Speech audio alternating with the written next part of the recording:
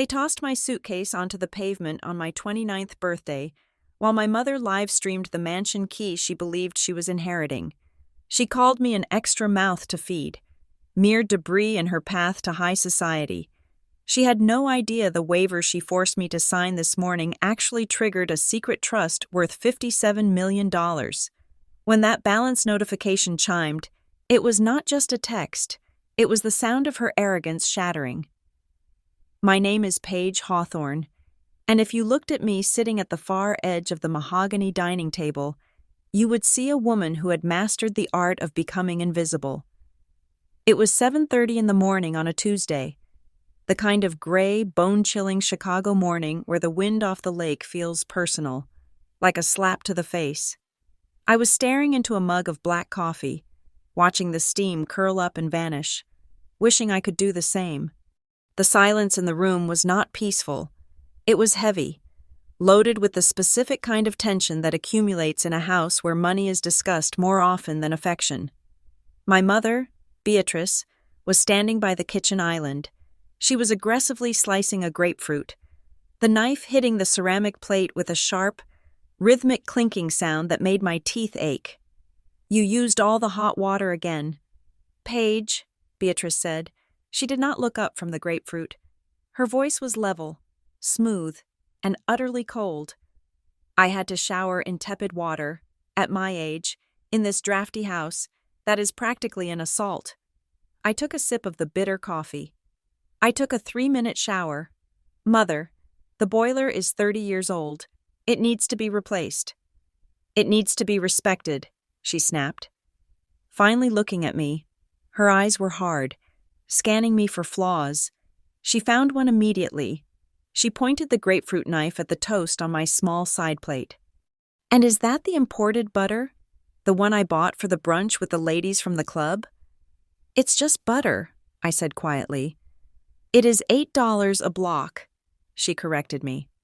"You spread it like it is free. You live in this house, you use my utilities, you eat my food, and yet you seem to have no concept of conservation. It is selfish. Paige, truly selfish." I did not reply. There was no point.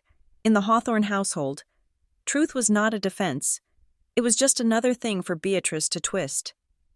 I looked down at my toast, the yellow pad of butter melting into the bread, and suddenly I lost my appetite. I pushed the plate away. The swinging door from the hallway burst open, and my brother, Caleb, strolled in. At 25, Caleb was a man-child who wore his entitlement like a second skin. He was dressed in silk pajama bottoms and a t-shirt that said "Future Mogul" across the chest. He was holding his phone up, scrolling frantically with his thumb, his face illuminated by the blue light of whatever cryptocurrency exchange he was currently losing money on. He flopped into the chair opposite me and kicked his feet up onto the empty seat next to him. He didn't look at Beatrice. He looked right at me, a sneer curling his upper lip. "Morning, freeloader," he said. He reached over and grabbed a piece of my toast, the one with the expensive butter, and took a massive bite. "Caleb, don't eat your sister's breakfast," Beatrice said. But her tone lacked the venom she had used on me.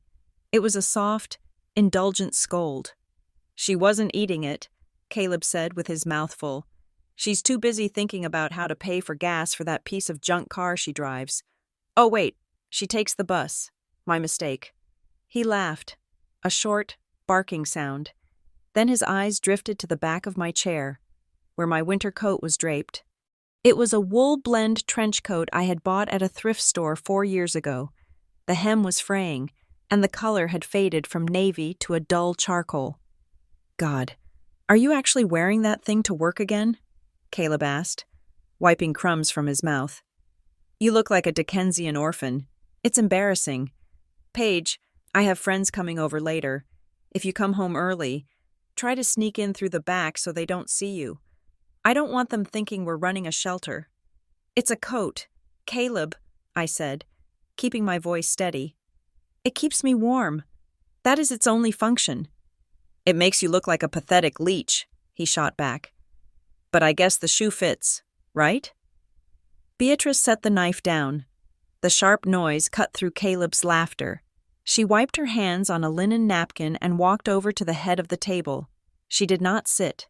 She stood there, gripping the back of the chair, looking at us like a CEO addressing a boardroom of underperforming employees. "Enough," she said. "I have news." Caleb immediately sat up straighter, putting his phone down. "Did the lawyer call?" Beatrice nodded, a slow, triumphant smile spreading across her face. It was a smile I hadn't seen in 5 years, not since before Dad died. It was the smile of a predator who had just spotted a wounded gazelle. "Mr. Henderson called me at 7 this morning," she said. "The probate period is officially closing. The 5-year waiting period your father, bless his paranoid soul, mandated in the will is over tomorrow." My heart gave a single, hard thump against my ribs. 5 years. It had been 5 years of hell, 5 years of enduring their insults, their financial control, their absolute certainty that I was nothing. "Finally," Caleb breathed out, "I can finally put a deposit down on the McLaren. Do you know how humiliating it is to drive a 3-year-old BMW? "We are going to be very comfortable," Beatrice said, her eyes gleaming. "The primary estate, the investments, the offshore accounts, it all unlocks on Friday at the reading. Everything is coming to me, as the surviving spouse. Naturally." She turned her gaze to me. The triumph in her eyes turned into something sharper, something cruel. "And that brings me to you, Paige." I met her gaze. "What about me, Mother?" "With this new chapter beginning, I have decided to make some changes," she said. She smoothed the front of her silk blouse. "This house is too big, too full of clutter. I am going to sell it and move us to the new development in the north suburbs. A fresh start for Caleb and me." She paused, letting the silence stretch out. "And you, Paige, you are not part of that fresh start." The air in the room seemed to vanish. "Excuse me?" "You are 29 years old," Beatrice said, her voice dripping with disdain. "You have been living under my roof, eating my food, using my hot water, and contributing absolutely nothing of value to this family's status. I am done. I do not want to support another useless extra mouth to feed." "Extra mouth to feed," I repeated. The words felt like stones in my mouth. "I pay for my own groceries. I pay for my own transport. I paid off my own medical bills from the accident." "You occupy space," Beatrice shouted, slamming her hand on the table. "Space that I could use. Resources that I could use. You are a drain, Paige, an emotional and financial drain. I want you out. You have until Friday morning. Pack your things, your rags, and leave, when the lawyers come on Friday to finalize the transfer. I want this house empty of your presence." Caleb was smirking. He looked like a child who had just been told Christmas was coming early. "You heard her. Paige, time to grow up. Maybe you can find a cardboard box to live in near your little library job." I looked at them, really looked at them. My mother, obsessed with appearances, hollowed out by greed.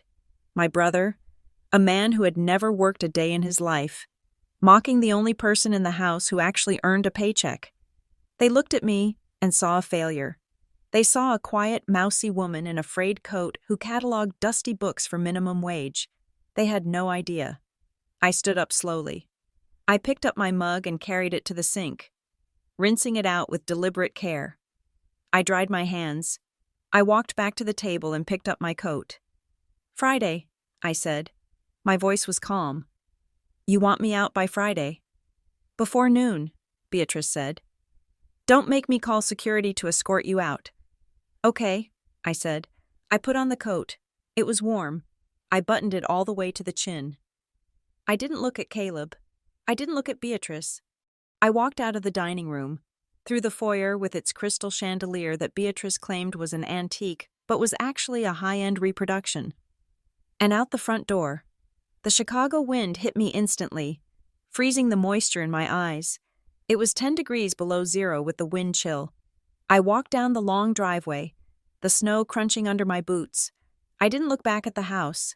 I walked 3 blocks to the bus stop, my breath puffing out in white clouds before me. Beatrice thought she had just won. She thought she had discarded the trash. She thought the extra mouth clause was just a figure of speech she was using to hurt me. She didn't know that extra mouth was a specific legal term, a term defined in a document she had never seen. I boarded the bus, swiping my transit card. I sat in the back, watching the city roll by. The skyscrapers of downtown Chicago rose up like steel needles against the gray sky. Most people on the bus looked tired, beaten down by the winter and the grind. I sat with my back straight, my hands folded in my lap. I got off at the financial district. I walked past the gleaming bank towers and the stock exchange, turning down a narrow side street that most people ignored. At the end of the block stood a heavy limestone building with a brass plaque that read, Vanguardian Archives, Historical Preservation Storage. To the outside world, it was a boring facility where rich people stored their old family Bibles and deeds, a dusty place for dusty people. I swiped my badge at the security turnstile. The light turned green. "Morning, Miss Hawthorne," the guard said, nodding respectfully. He wasn't the kind of guard who slept on the job. He was ex-military, carrying a concealed weapon. "Good morning, Sam," I said. I walked to the elevator and pressed the button for the sub-basement. The doors closed, shutting out the world. As the elevator descended, the air changed. It became filtered, climate-controlled, smelling faintly of ozone and old paper. The doors opened into a sterile, white hallway. I walked to the biometric scanner at the end of the hall. I pressed my thumb against the glass and let the laser scan my retina. Access. Granted. Welcome. Senior Lead Auditor. I stepped inside. The room was vast, filled with rows of glass-walled workstations. This wasn't a library. Vanguardian Archives was the premier asset recovery and forensic accounting firm in the Midwest, specializing in finding ghost assets, money hidden in complex offshore trusts, shell companies, and forgotten antique valuations. My family thought I spent my days gluing book spines together for $15 an hour. In reality, I was the one who found the money that people like my father tried to hide. I was an expert in high-value appraisal and forensic genealogy. I didn't just read old documents. I decoded them. I traced money trails through Swiss banks, Cayman Island shells, and Singaporean digital vaults. I walked to my station. It was pristine. On the desk lay my tools, a high-spectrum UV light, a set of titanium tweezers, and a high-resolution digital microscope. I sat down and turned on my secure terminal. I wasn't working on a client's file today. I had a specific file I had been monitoring for 5 years. Project Damocles. I brought up the real-time tracking of the Sterling Hawthorne Trust. My father, Edward Hawthorne, had been a brilliant man, but he was also a man who believed in tests. He knew Beatrice was greedy. He knew Caleb was lazy. And he knew they underestimated me. He had set up a dual-trigger trust. Plan A. If the family remained united and treated me with respect. The estate would be split 50-50 between Beatrice and the children after 5 years. Plan B. The extra mouth clause. I stared at the screen. The clause was specific. It required a documented instance of the beneficiary, Beatrice, formally ejecting the secondary beneficiary, me, from the family domicile without cause, specifically citing financial burden as the reason. Prior to my 30th birthday was next week, Beatrice had just walked right into the trap, but words spoken in a kitchen weren't enough. I needed it in writing, or I needed the action to be irrevocable. My secure phone on the desk buzzed. It was a solid black device with no manufacturer logo. I knew who it was before I picked it up. "Hawthorne," I answered. "Page." The voice on the other end was deep, gravelly, and familiar. It was Arthur Sterling, my father's personal attorney and the executor of the Blind Trust. He was the only person in Chicago who knew the full picture. "My system just flagged a change in your residency status. Did you update your address?" "Not yet," I said, leaning back in my ergonomic chair. "But I've been given notice."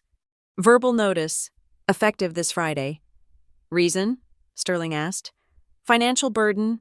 Specifically, I am an extra mouth to feed. There was a pause on the line. I could hear the scratching of a fountain pen on paper. She actually used the phrase? Sterling asked, a hint of dark amusement in his voice. Your father predicted she would use those exact words. He knew her vocabulary better than she knows herself. She did, I said, and Caleb called me a leech. It's starting. Then, Sterling said, but Paige, we need the event to be absolute. A verbal argument isn't enough to trigger the clause in a court of law if they contest it. We need the physical act of dispossession. Oh, it's coming, I said, watching the cursor blink on my screen. She's going to throw me out. She wants the house empty for when you arrive on Friday. She thinks she's clearing the decks to receive the money. Irony is a cruel mistress, Sterling murmured. Listen to me carefully. The activation codes for the trust are linked to your biometric signature and my final authorization.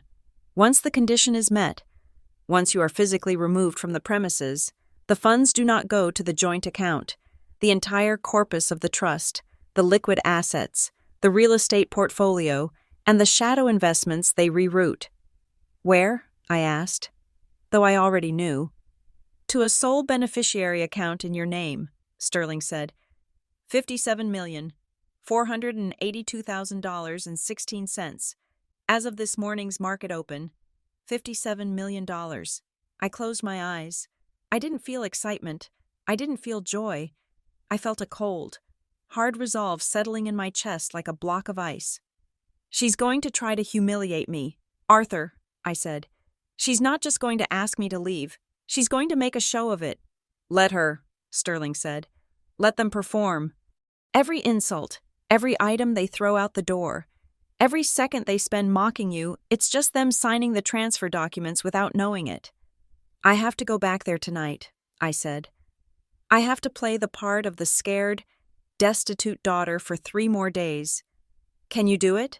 I looked at my reflection in the dark monitor of my computer. I didn't see the mousy girl in the old coat. I saw a shark circling in deep water. I've been practicing for 5 years, I said. Good, Sterling said, because the time to activate the Sterling Hawthorne Trust has arrived. Keep your phone close. Paige, when the hammer drops, it's going to drop hard. The line went dead. I put the phone down. I picked up my tweezers and pulled a fragile, crumbling document toward me under the microscope. It was a land deed from 1892. Torn and water-damaged, worthless to the naked eye. But I knew how to fix it. I knew how to take something broken and reveal its true value. And I knew exactly how to dismantle something that looked solid but was rotten to the core. I went to work. The silence in the sub-basement of Vanguardian Archives was different from the silence in the Hawthorne house. At home, the silence was a weapon, a loaded pause before an insult. Here, the silence was heavy with history. It was the quiet of secrets waiting to be told. I sat at my desk, the glow of the monitor illuminating the scar that ran through my left eyebrow, a thin white line that I usually covered with my bangs. I traced it with my fingertip, a nervous habit I had developed over the last 2 years. That scar was the physical receipt for my mother's cruelty. My mind drifted back to the beginning of the end. It started 5 years ago, on a rainy Tuesday very much like this one, when my father, Edward Hawthorne, collapsed in his study. Dad was a genius, but to Beatrice and Caleb, he was an embarrassment. He was a man who understood the intricate, invisible currents of the global economy, yet he wore sweaters with holes in the elbows and drove a 10-year-old sedan. He refused to join the country club. He preferred diner coffee to the artisanal blends Beatrice insisted on importing. They called him cheap. They called him eccentric. They rolled their eyes when he spent hours in his study reading balance sheets for fun. They never understood that he wasn't cheap. He just didn't care about the performance of wealth. He cared about the reality of it. I was the only one allowed in that study. I was the only one who knew that the boring papers he read were actually the keys to a kingdom. He taught me how to look at a company and see the rot beneath the glossy annual report. He taught me that real power doesn't need to shout. When he died of a sudden aneurysm, the grief hollowed me out. I lost my anchor. But for Beatrice, the funeral wasn't a tragedy. It was a networking event. She wore a black dress that cost more than my tuition, and she didn't shed a single tear that wasn't perfectly timed for a condolence handshake. The hammer dropped 2 weeks after the funeral. I was in Boston, finishing the first year of my master's degree in archival history. It was my dream. Dad had been paying for it. I remember the phone call. I was in the library, surrounded by the smell of old books that I loved so much. "Come home, Paige," Beatrice had said. No greeting. "Mom, I have finals in a month," I had pleaded. "I can't just leave." "There is no money for finals," she replied, her voice flat and final. "Your father's accounts are frozen in probate. The liquid cash is tight. I have to prioritize the mortgage and Caleb's needs. He is fragile right now." "Caleb is 20, I argued, my voice shaking. "He's not fragile. He's playing video games in the basement. The tuition check has been canceled," she said. "Pack your bags, or stay on the street.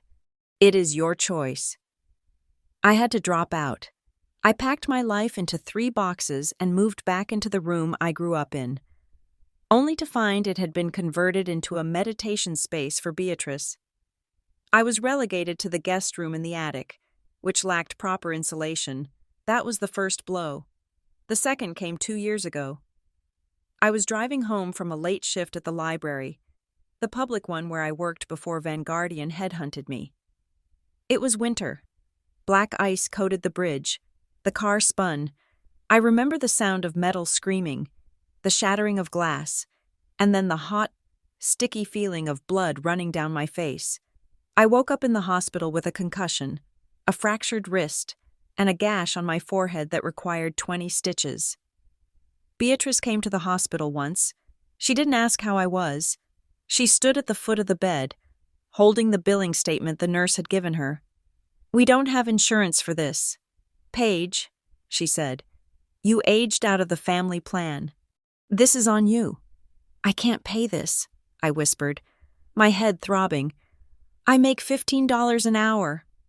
"Then you better pick up extra shifts," she said. Dropping the bill on my blanket, "Do not ask me for a cent. I am not draining my retirement because you cannot drive properly." She left me there. I had to take a bus home with a cast on my arm. That debt became the shackle she used to enslave me. Every time I bought a coffee, she brought up the medical bills. Every time I bought a new book, she sighed about my irresponsibility. Meanwhile, the hypocrisy of the household grew until it was suffocating. Just last month, Caleb decided he was an investment guru. He convinced Beatrice to give him $10,000 to invest in a new cryptocurrency that was supposedly going to the moon. It went to zero in 48 hours. When he told Beatrice, she laughed. She actually laughed. "Oh, sweetie," she had said, ruffling his hair. "You have to spend money to learn how to make money. It is an education." $10,000, gone in a blink. That was more than my entire medical debt. But when I came home with a grocery bag containing a rotisserie chicken because I was too tired to cook, she demanded to see the receipt. "We have food in the fridge," she had scolded. "Why are you wasting money? No wonder you are still paying off that hospital bill. You have no financial discipline." Then she started charging me rent. $600 a month for the freezing attic room. She called it contributing to the household economy. Caleb, who occupied the master suite on the second floor, paid nothing. And then there was Savannah. Savannah entered the picture 3 years ago. She was the daughter of Beatrice's new best friend, a woman from the club, but she practically moved in when her own mother went to rehab in Arizona. Beatrice adopted her emotionally, seeing in Savannah the daughter she wished I was, blonde, bubbly, and obsessed with social media. Savannah was an influencer. Her job consisted of taking photos of her latte and filming day-in-the-life videos, and I became her favorite prop. She would wait until I came home from work, exhausted, wearing my fraying coat. She would hold her phone up, the ring light blinding me. "Hey guys," she would chirp, her voice pitched high for the camera. "So, My stepsister is home. Look at that outfit. It is giving Depression-era chic. Seriously. Paige, do you even try? I would try to walk past her, but she would block the stairs. Say hi to the fans. Paige, tell them how you save money by cutting your own hair. The comments on her live streams would roll in, cruel and anonymous. She looks like a ghost. Why doesn't she fix her face? Is she the maid? Savannah read them out loud to me, laughing. Beatrice would sit in the living room, sipping her wine, watching with a small, amused smile. She is just having fun. Paige, don't be so sensitive. Maybe if you listened to her fashion advice, you would find a husband and get out of my house. They stripped me of my dignity layer by layer. They took my education. They took my financial safety. They took my self-esteem. They turned me into a character in their own twisted reality show. The loser sister, the burden, the extra mouth. But they didn't know about the archives. I looked away from the scar in my reflection and turned my chair toward the large steel wall behind my desk. Working at Vanguardian had been my salvation. When I was hired 3 years ago, I thought it was just a job, but then I found the file. My father had been a client of Vanguardian for 20 years. He hadn't just used them to store old deeds. He had used them to build a failsafe. I stood up and walked to the wall. I placed my palm on a hidden panel behind a framed map of historic Chicago. The panel slid back, revealing a small, high-security safe. I keyed in the code. It was the date of the only vacation Dad and I ever took together. Just the two of us. Fishing in Montana. Click, the heavy steel door swung open. Inside, there was no jewelry, no stacks of cash. There was just a thick, leather-bound folder and a single letter sealed with red wax. I had read the letter 100 times, but I took it out again. The paper was soft, high-quality cotton bond. The handwriting was jagged, hurried. My father had written it the week before he died. He knew. He had felt his health failing, and he had looked at his family with clear, unclouded eyes. My dearest Paige, if you are reading this, I am gone, and you have found your way to the truth. I am sorry I could not give you this money directly. I am sorry I had to leave you in the lion's den.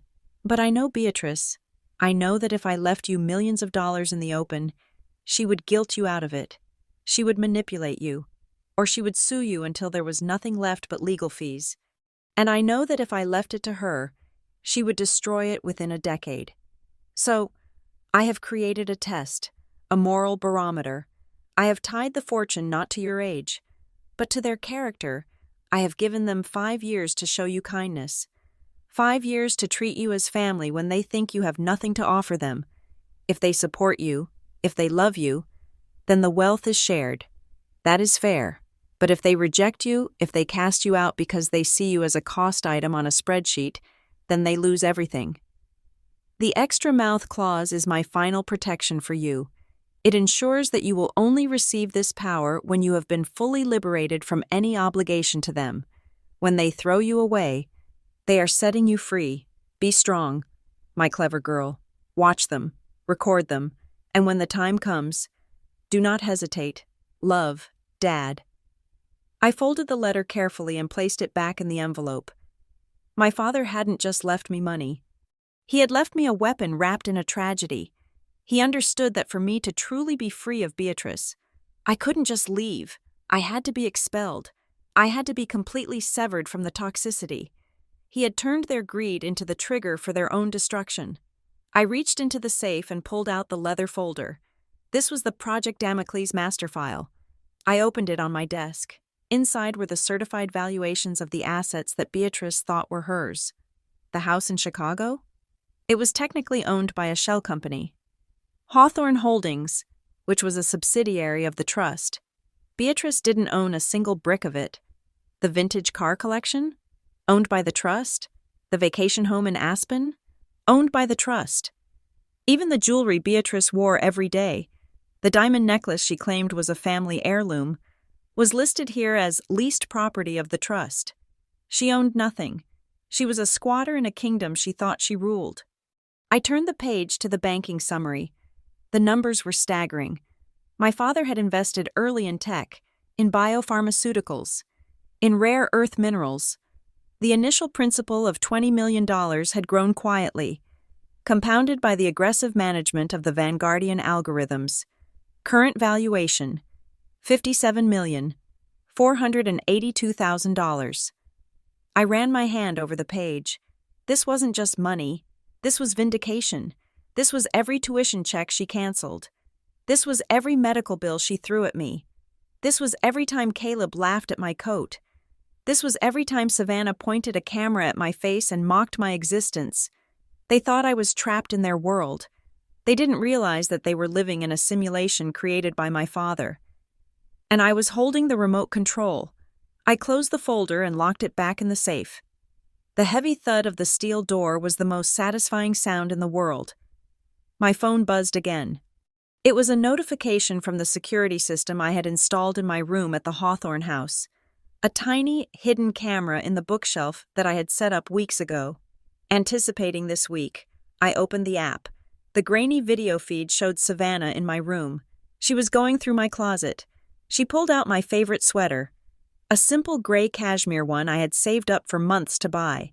She held it up to her nose, made a face of exaggerated disgust, and then tossed it onto a pile on the floor. I watched as she pulled out a pair of scissors. DIY crop top time, she said to her phone, which was propped up on my dresser. She cut the sweater in half, ruined it.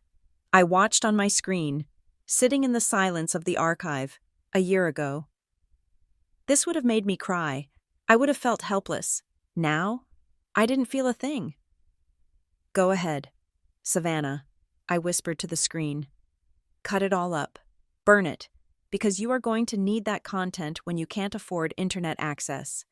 I turned off the phone. I had work to do. I had to prepare the final documentation for the transfer. I had to make sure that when the wire hit, it hit with the force of a nuclear bomb. I picked up my pen. The ink was black, permanent, just like the stain on their souls. The morning of cruelty was over. The afternoon of reckoning was approaching, and I was ready. The courier arrived at 10 in the morning on Wednesday, driving a nondescript sedan, but carrying a very distinct envelope. It was thick, creamy cardstock with the Vanguardian seal embossed in gold leaf. He didn't hand it to me, of course. He handed it to Beatrice, who snatched it from his grip as if it contained the antidote to aging. I was in the hallway, polishing the antique mirror that Beatrice insisted was smudged. Though it was perfectly clean, I watched her reflection. Her hands trembled as she tore open the wax seal.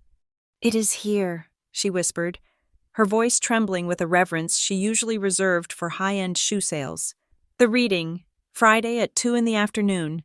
She turned to Caleb, who was on the sofa eating cereal directly out of the box. "It is happening. Caleb, the probate is over. The funds are releasing." The transformation in the house was instantaneous. For the last 5 years, a dark cloud of austerity and penny-pinching had hung over us. Beatrice had counted every kilowatt of electricity and every slice of bread.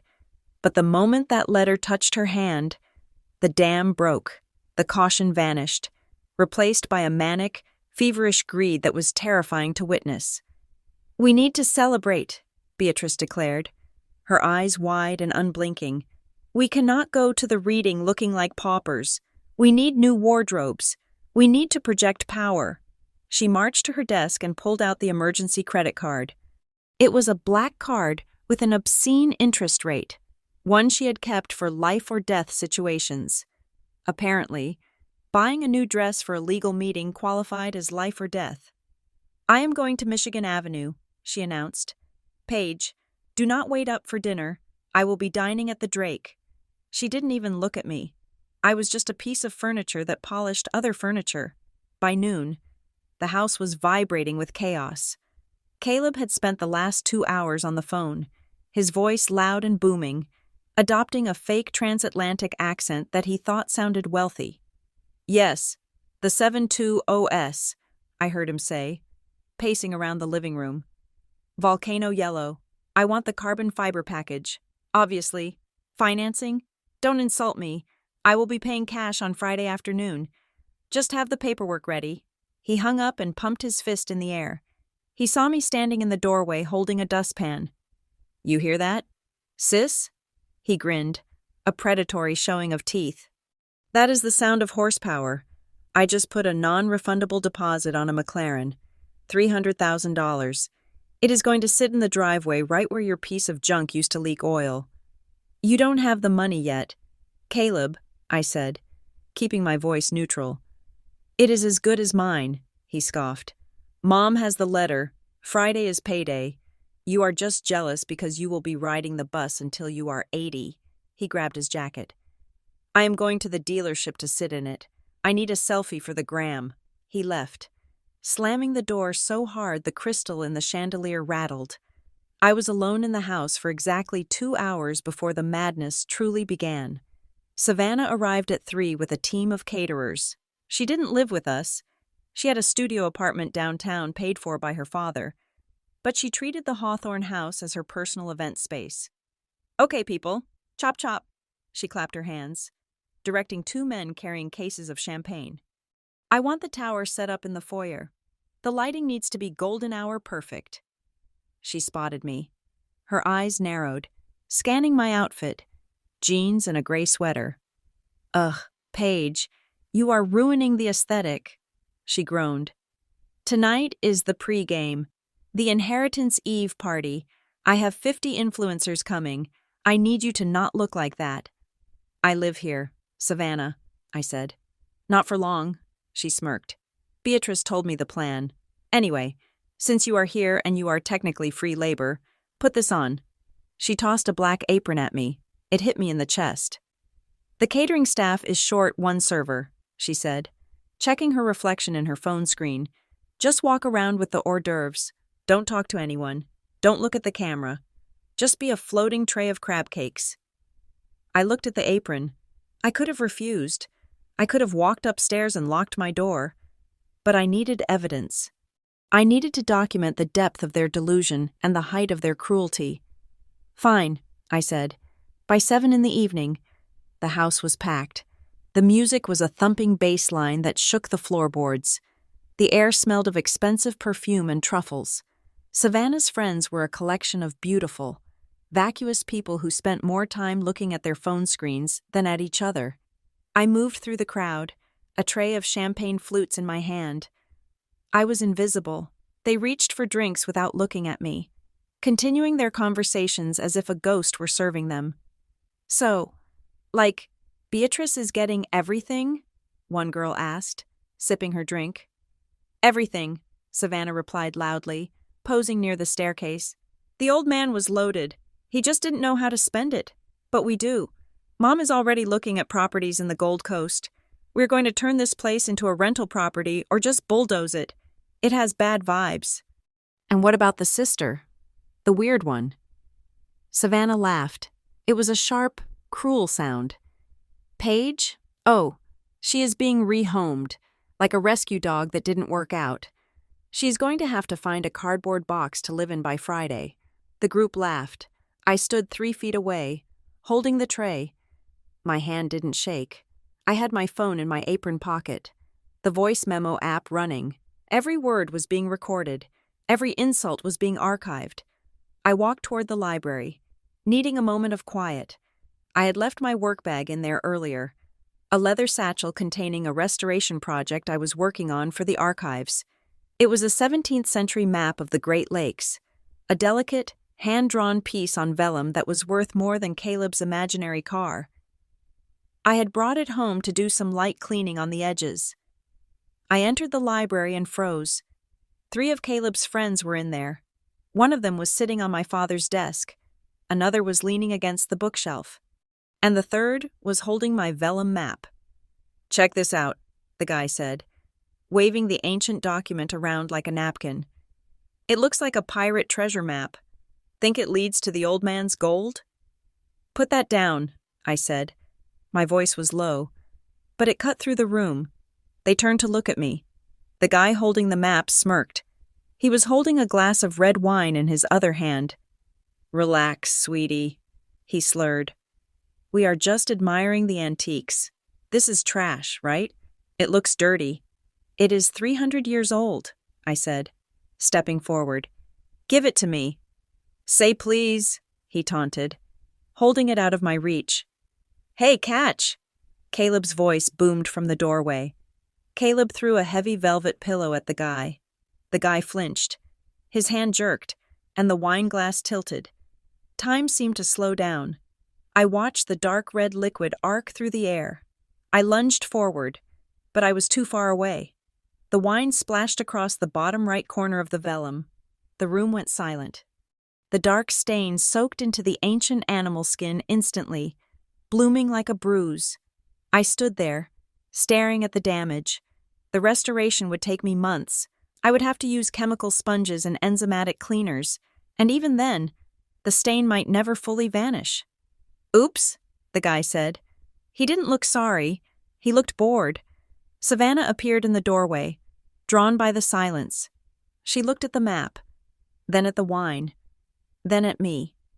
Oh my God, Paige, stop being so dramatic. She sighed. It is just a dirty old piece of paper. What is that worth? $10? It is priceless, I whispered. Everything has a price. Caleb laughed, walking over and patting the guy on the back. And come Friday, we can buy 1,000 of these just to burn them for heat. Come on, let's go back to the party. The mood in here is depressing. They filed out, laughing, leaving me alone with the ruined map. Savannah lingered for a second. Clean this mess up, she ordered, pointing at the wine drops on the carpet. And throw that paper away. It smells like vinegar now. She spun on her heel and left. I didn't cry. I didn't scream. I took out my phone. I took a high-resolution photo of the damaged map. Then I took a photo of the wine glass sitting on my father's desk. Damage to client property due to negligence of unauthorized parties, I murmured to myself, reciting the insurance claim code. Estimated value loss, substantial. I carefully rolled up the map and placed it in a protective tube. I wasn't going to throw it away. I was going to fix it, because that was what I did. I fixed things that were broken, and I exposed things that were fake. The party raged on until 2 a.m. Beatrice returned around midnight, drunk on expensive cognac and victory. She stumbled into the foyer, her arms laden with shopping bags from Gucci and Prada. Look at this, she shrieked, pulling out a silk scarf. I bought it in every color. Why choose? I never have to choose again. She saw me cleaning up the broken champagne flutes in the hallway. She stopped, swaying slightly. She pointed a manicured finger at me. I spoke to the realtor today. While I was trying on coats, I told her to list the house on Monday. We still live here, Mother, I said, sweeping glass into the bin. Not for long, she said, her eyes glassy. I am selling it furnished. Everything goes. The furniture, the books, the old paintings. I don't want any of this old junk in my new life. And that includes your things. Paige, whatever is in your room on Monday morning belongs to the new owners, or the garbage men. I don't care. You would sell my clothes? I asked. I am liquidating assets, she declared, stumbling toward the stairs. It is just business. You should understand business. Paige, oh wait, you organize shelves for a living. You don't understand anything. She laughed, a harsh, cackling sound that followed her up the stairs. I finished cleaning. I took off the apron and left it on the floor. I put on my trench coat, grabbed my bag with the damaged map, and walked out the back door. The cold air was a relief. I walked 4 blocks to the multi-level parking garage near the train station. It was dark, the fluorescent lights flickering overhead. A black sedan was parked on the 4th level, tucked away in the shadows. The engine was idling. I tapped on the window. The lock clicked. I slid into the passenger seat. Arthur Sterling was sitting behind the wheel. He looked tired, but his eyes were sharp. He wore a wool coat and leather gloves. Rough night? He asked, looking at my face. They spilled wine on the expansive map, I said. And Beatrice spent at least $50,000 on clothes she hasn't paid for yet. The creditors will have a field day with her on Monday, Sterling said dryly. The black card she is using? It is tied to the estate's anticipation account. Technically, she is spending money she doesn't have legal title to yet. It is fraud, in a loose sense, but we will let the banks handle that. He reached into his briefcase and pulled out a single sheet of paper. I received the confirmation from Zurich an hour ago, he said. The triggers are set, the moment the clock strikes 2 on Friday, and the reading concludes with the confirmation of your dispossession. The transfer initiates. He handed me the paper. It was a bank statement from the Private Bank of Geneva. The account holder's name was redacted, but I knew who it was. Balance, $57,482,912.44. I stared at the number. It looked like a phone number. It looked impossible. This is real? I asked. It is liquid, Sterling said. Cash, stocks, bonds, all transferable to your control with a single biometric authorization. She thinks she is selling the house on Monday, I said, looking out the windshield at the concrete wall. She thinks she is selling my things. On Monday, Sterling said, a small, cold smile touching his lips. Beatrice won't even own the shoes she is standing in. The house is held by the trust. If the trust goes to you, the house goes to you. She is trying to sell your property. Paige, I handed the paper back to him. Let them have their party, I said softly. Let them buy their cars and their dresses.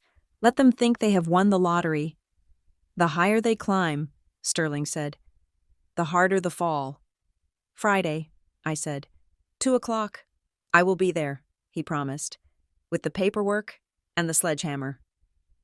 I got out of the car and watched him drive away. I stood alone in the cold garage, the silence ringing in my ears. I didn't feel like a victim anymore. I felt like an executioner waiting for the guillotine blade to drop. I walked back to the house, slipping in through the back door. The party was over. The house was quiet. I climbed the stairs to my attic room, passing Caleb's room where he was snoring loudly, dreaming of his McLaren. I passed Beatrice's room, where she was likely dreaming of Beverly Hills. I lay down on my narrow bed and stared at the ceiling.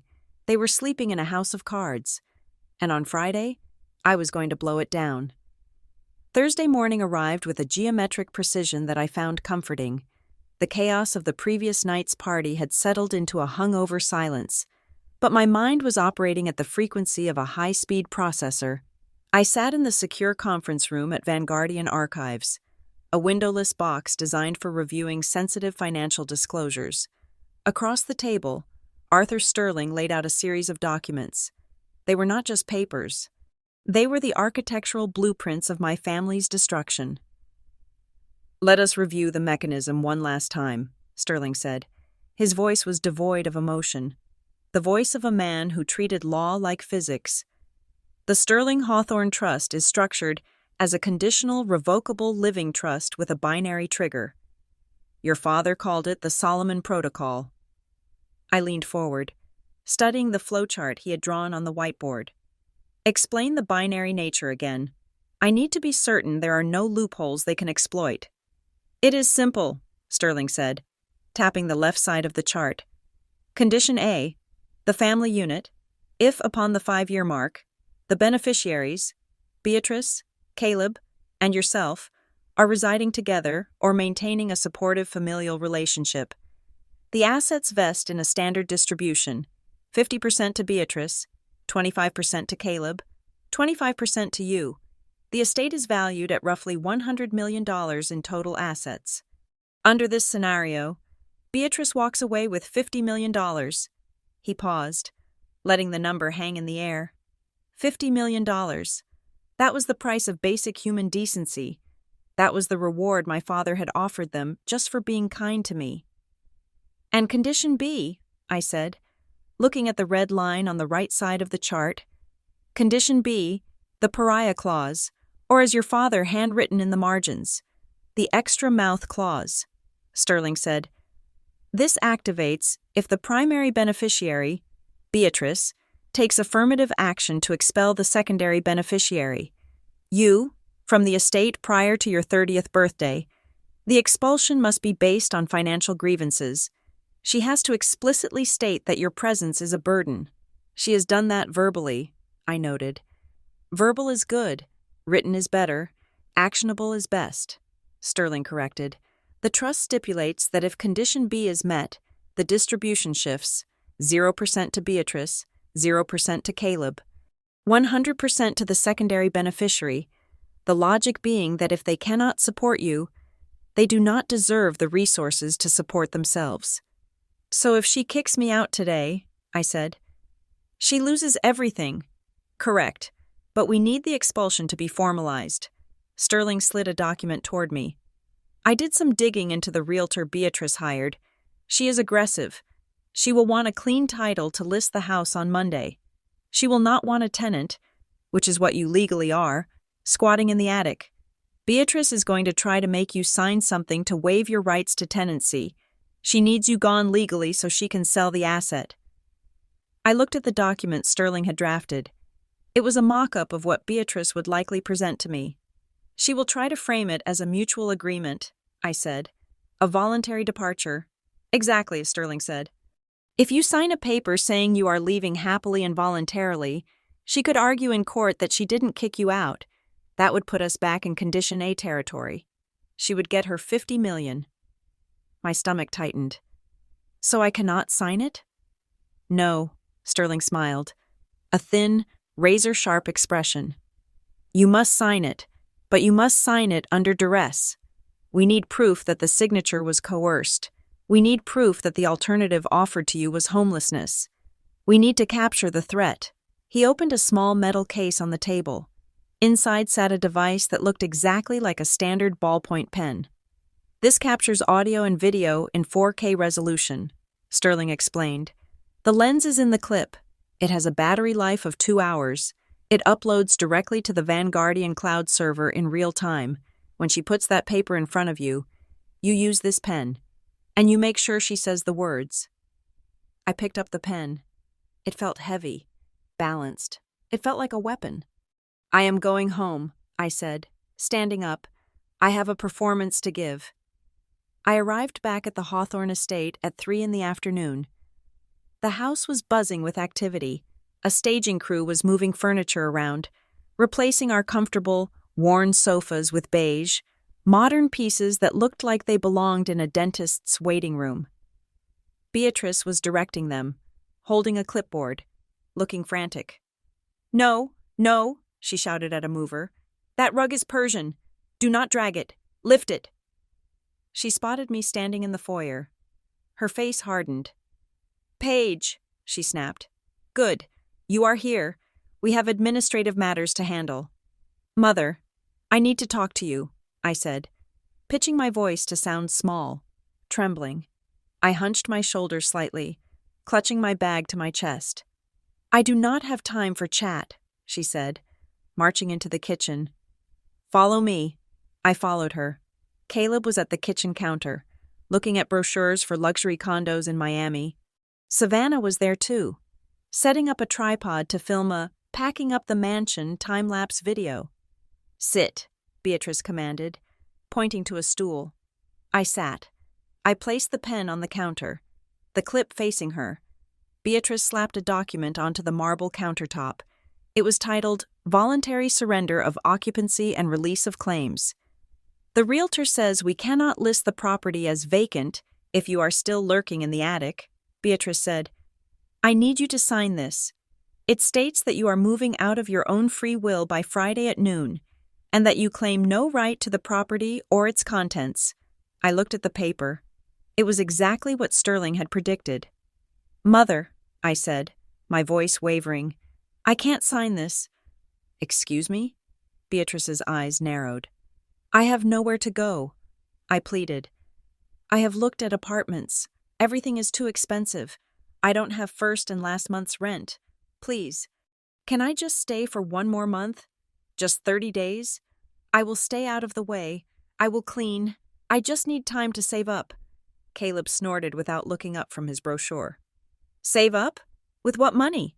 That library pays you in peanuts. Please, Mom. I looked directly at Beatrice. If you kick me out on Friday, I will be on the street. It is the middle of winter. You can't do that to your daughter. Beatrice let out a long, exasperated sigh. She leaned in close, Her face contorted with annoyance. "Listen to me very closely. Paige," she said. Her voice was low, dangerous. "I am not running a charity here. I have supported you for 29 years. I have fed you. I have clothed you. And frankly, I am tired of it. I am about to come into a fortune, and I do not want the baggage of a failure dragging me down." "But 30 days," I whispered. "Not 30 seconds." She slammed her hand on the counter. "You are a financial black hole. Paige, you are an extra mouth that I am done feeding. I want you out. Now, sign the paper." "And if I don't?" I asked. "Then I will have the sheriff remove you for trespassing on Friday afternoon," Beatrice hissed. "And I will make sure everyone knows you are a squatter who tried to extort her own grieving mother. Do you want that reputation?" Savannah turned her camera toward us. "Oh, this is T," she murmured, zooming in. "The drama." "Sign it," Caleb said, walking over to stand behind Beatrice. "Don't be a leech. Paige, just sign the paper and go find a shelter. I hear they have soup." "You are forcing me?" I asked, looking at the pen, ensuring the angle was perfect. "I am demanding it," Beatrice said. "Sign the waiver, acknowledge that you are leaving, or I will throw your things onto the lawn right now. I will not let you ruin my sale." I looked at them. The triad of greed. Beatrice, red-faced and vicious. Caleb, mocking and cruel. Savannah, turning my pain into content. They were giving me everything I needed. They were handing me the keys to the kingdom. And they thought they were just handing me an eviction notice. I reached for the pen. "Okay," I said, a tear leaking out of my eye. It was a real tear. But not for the reason they thought. I was mourning the family I wished I had, even as I destroyed the one I actually had. "I will sign. I will leave." "Good," Beatrice said, straightening up. Finally, a sensible decision. I clicked the pen to ensure the file saved. Then I pressed the tip to the paper. I signed my name, Paige Hawthorne. But as I finished the signature, the corners of my mouth twitched. I couldn't help it. A small, almost imperceptible smile ghosted across my lips. It wasn't a smile of defeat. It was the smile of a chess player who sees mate in one. I looked up at Beatrice. "There," I said softly. "I have voluntarily agreed to leave. You have what you wanted." "Excellent." Beatrice snatched the paper away, checking the signature. "Pack your bags. I want the room stripped bare." "It will be," I promised. "By Friday. You won't even know I was here." I stood up and took my pen. "Make sure you take your trash with you," Caleb called out as I walked to the door. "We don't want to pay dumping fees for your old junk." "Don't worry, Caleb," I said, pausing at the doorway. "I am taking everything that matters." I walked upstairs to my room.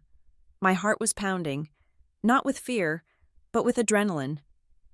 I locked the door and sat on the edge of the bed. I pulled out my phone and accessed the secure app. There it was, the video file. 2 minutes and 14 seconds. I played it back. "I'm not running a charity here. You are an extra mouth that I'm done feeding. Sign the waiver, or I will have the sheriff remove you." It was perfect. It was irrefutable.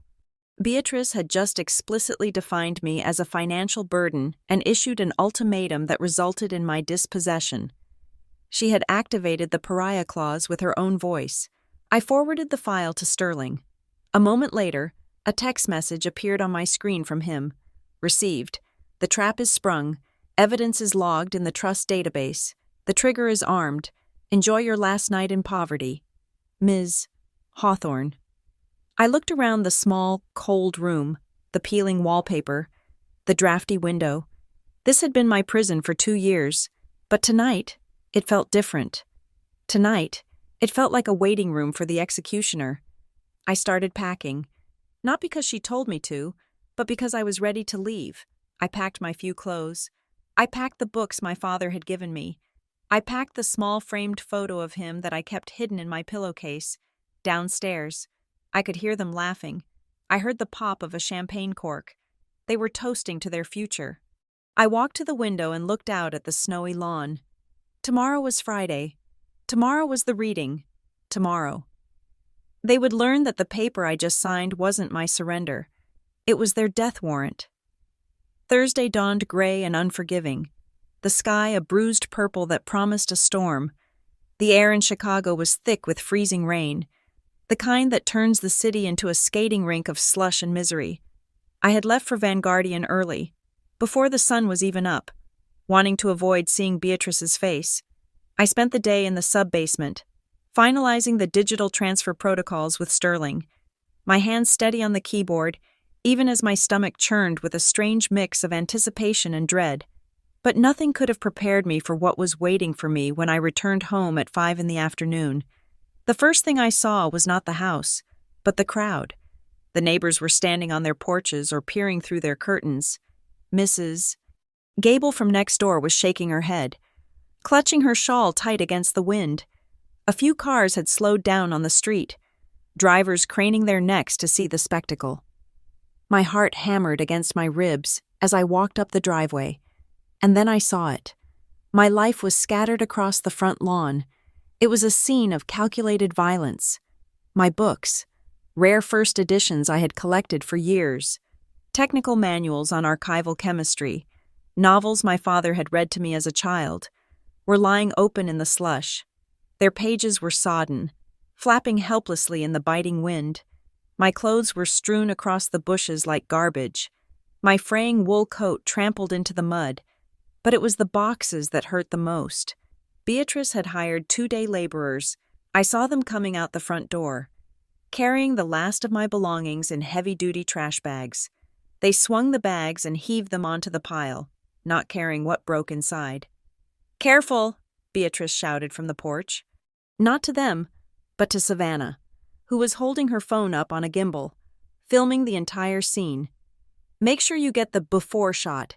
Savannah, I want everyone to see how much clutter we are clearing out." I stopped at the edge of the lawn. The freezing rain was soaking through my thin jacket, but I didn't feel the cold. I felt a white-hot fire burning in the center of my chest. "What is this?" I asked, my voice barely audible over the wind. Beatrice turned. She was wearing a fur coat, holding a steaming mug of cocoa. She looked warm, comfortable, and utterly triumphant. "Oh, you are home," she said, as if commenting on the weather. I decided to speed up the process. The staging company said the attic smelled like despair, so I had it cleared. "You threw my things in the mud?" I walked toward the pile, my boots slipping on the ice. I reached down and picked up a book. It was a copy of The Great Gatsby my father had given me for my 16th birthday. The cover was soaked, the inscription inside blurring into blue ink stains. "It is trash day tomorrow," Caleb called out. He was leaning against the doorframe, wearing his new designer sunglasses despite the gloom. He laughed, a jagged sound. "Mom just saved you the trouble of carrying it to the curb." "These are my books," I said, my hands shaking. "These are my tools." I saw my restoration kit. The expensive titanium tweezers, the delicate brushes, spilled onto the concrete walkway. Someone had stepped on them. The precision instruments were bent, ruined. "They are clutter," Beatrice spat. "And I told you, Paige, I want this house empty. That means empty of your junk." Savannah stepped closer, the camera lens looking like a giant, unblinking eye. She was narrating to her audience, her voice bright and fake. "So, update for you guys," she chirped. "We are doing a massive detox today, getting rid of all the negative energy before the big reveal tomorrow. My sister, the one I told you about? Yeah, she is finally moving out. Look at this mess she kept in her room. Hoarder vibes, right?" She turned the camera to me. I was kneeling in the slush, trying to gather my books, trying to save what I could. "Say hi, Paige," Savannah taunted. "Tell the world how it feels to be finally kicked out of the nest. My mom says you are just an extra mouth to feed, a parasite looking for a new host." Extra mouth to feed. She said it again, on camera, live to thousands of people. "Stop filming," I said, not looking up. "Why?" Savannah laughed. "Content is king, sweetie, and right now, you are the content. The pathetic sister who can't even afford a U-Haul. Caleb walked down the steps. He was holding a cardboard box. I recognized it immediately. It was the box I kept under my bed, the one with the only things that truly mattered. "Hey, what is in here?" he asked, shaking it. "Sounds like glass." "Caleb, give that to me." I stood up, panic seizing my throat. "Please, that is Dad's." "Dad's?" Caleb sneered. "Dad is dead. Paige, he doesn't own anything anymore, and neither do you." He dropped the box. He didn't just drop it, he kicked it. The box tumbled across the frozen grass. I heard the sickening crunch of glass shattering. "No!" I screamed. I ran to the box. I tore it open. Inside lay the framed photograph of me and Dad on the fishing trip in Montana. It was the only picture I had of just the two of us smiling. The glass was pulverized. A jagged shard had sliced through the photo, cutting right across my father's face. I stared at the ruined image. The rain was falling harder now, mixing with the tears I refused to let fall. "Oops," Caleb said. He didn't sound sorry. He sounded bored. Well, it was an ugly picture anyway. I knelt there for a long moment. The world seemed to narrow down to the broken glass in my hand. The humiliation was total. They had stripped me of my home, my dignity, and now, my most precious memory. They were standing on the porch, Beatrice, Caleb, Savannah, warm and dry, looking down at me like I was something they had scraped off their shoes. But as I knelt there, something inside me shifted. The sadness evaporated. The grief vanished. In its place, a cold, crystalline clarity took over. They had just destroyed the last link I had to this family. They had severed the final nerve. I stood up. I didn't wipe the mud from my knees. I didn't try to save the books. I held the broken frame in my hand, the glass cutting into my palm, the pain grounding me. I walked toward the porch. I stopped at the bottom of the steps. I looked up at them. Beatrice was sipping her cocoa. Caleb was checking his watch. Savannah was still filming. I looked directly into the lens of Savannah's phone. My hair was plastered to my skull, my face pale, my eyes dark and empty. "Remember this," I said. My voice was low, steady, carrying over the wind. "Remember exactly what you did today. Remember how it felt to laugh." "Oh, save the drama for your diary," Beatrice scoffed. "Just go, Paige. Get off my property." "I am going," I said, "and I'm taking the trash with me." I turned around. I walked back down the driveway. I didn't look at my ruined books. I didn't look at my bent tools. I left it all there in the mud. A taxi was waiting at the curb. I had called it 10 minutes ago. Knowing this moment would come, I opened the door and slid into the back seat. The warmth of the car hit me like a physical blow. "Where to, miss?" the driver asked, looking at me in the rearview mirror. He saw the mud, the soaking wet clothes, the bleeding hand clutching a broken picture frame.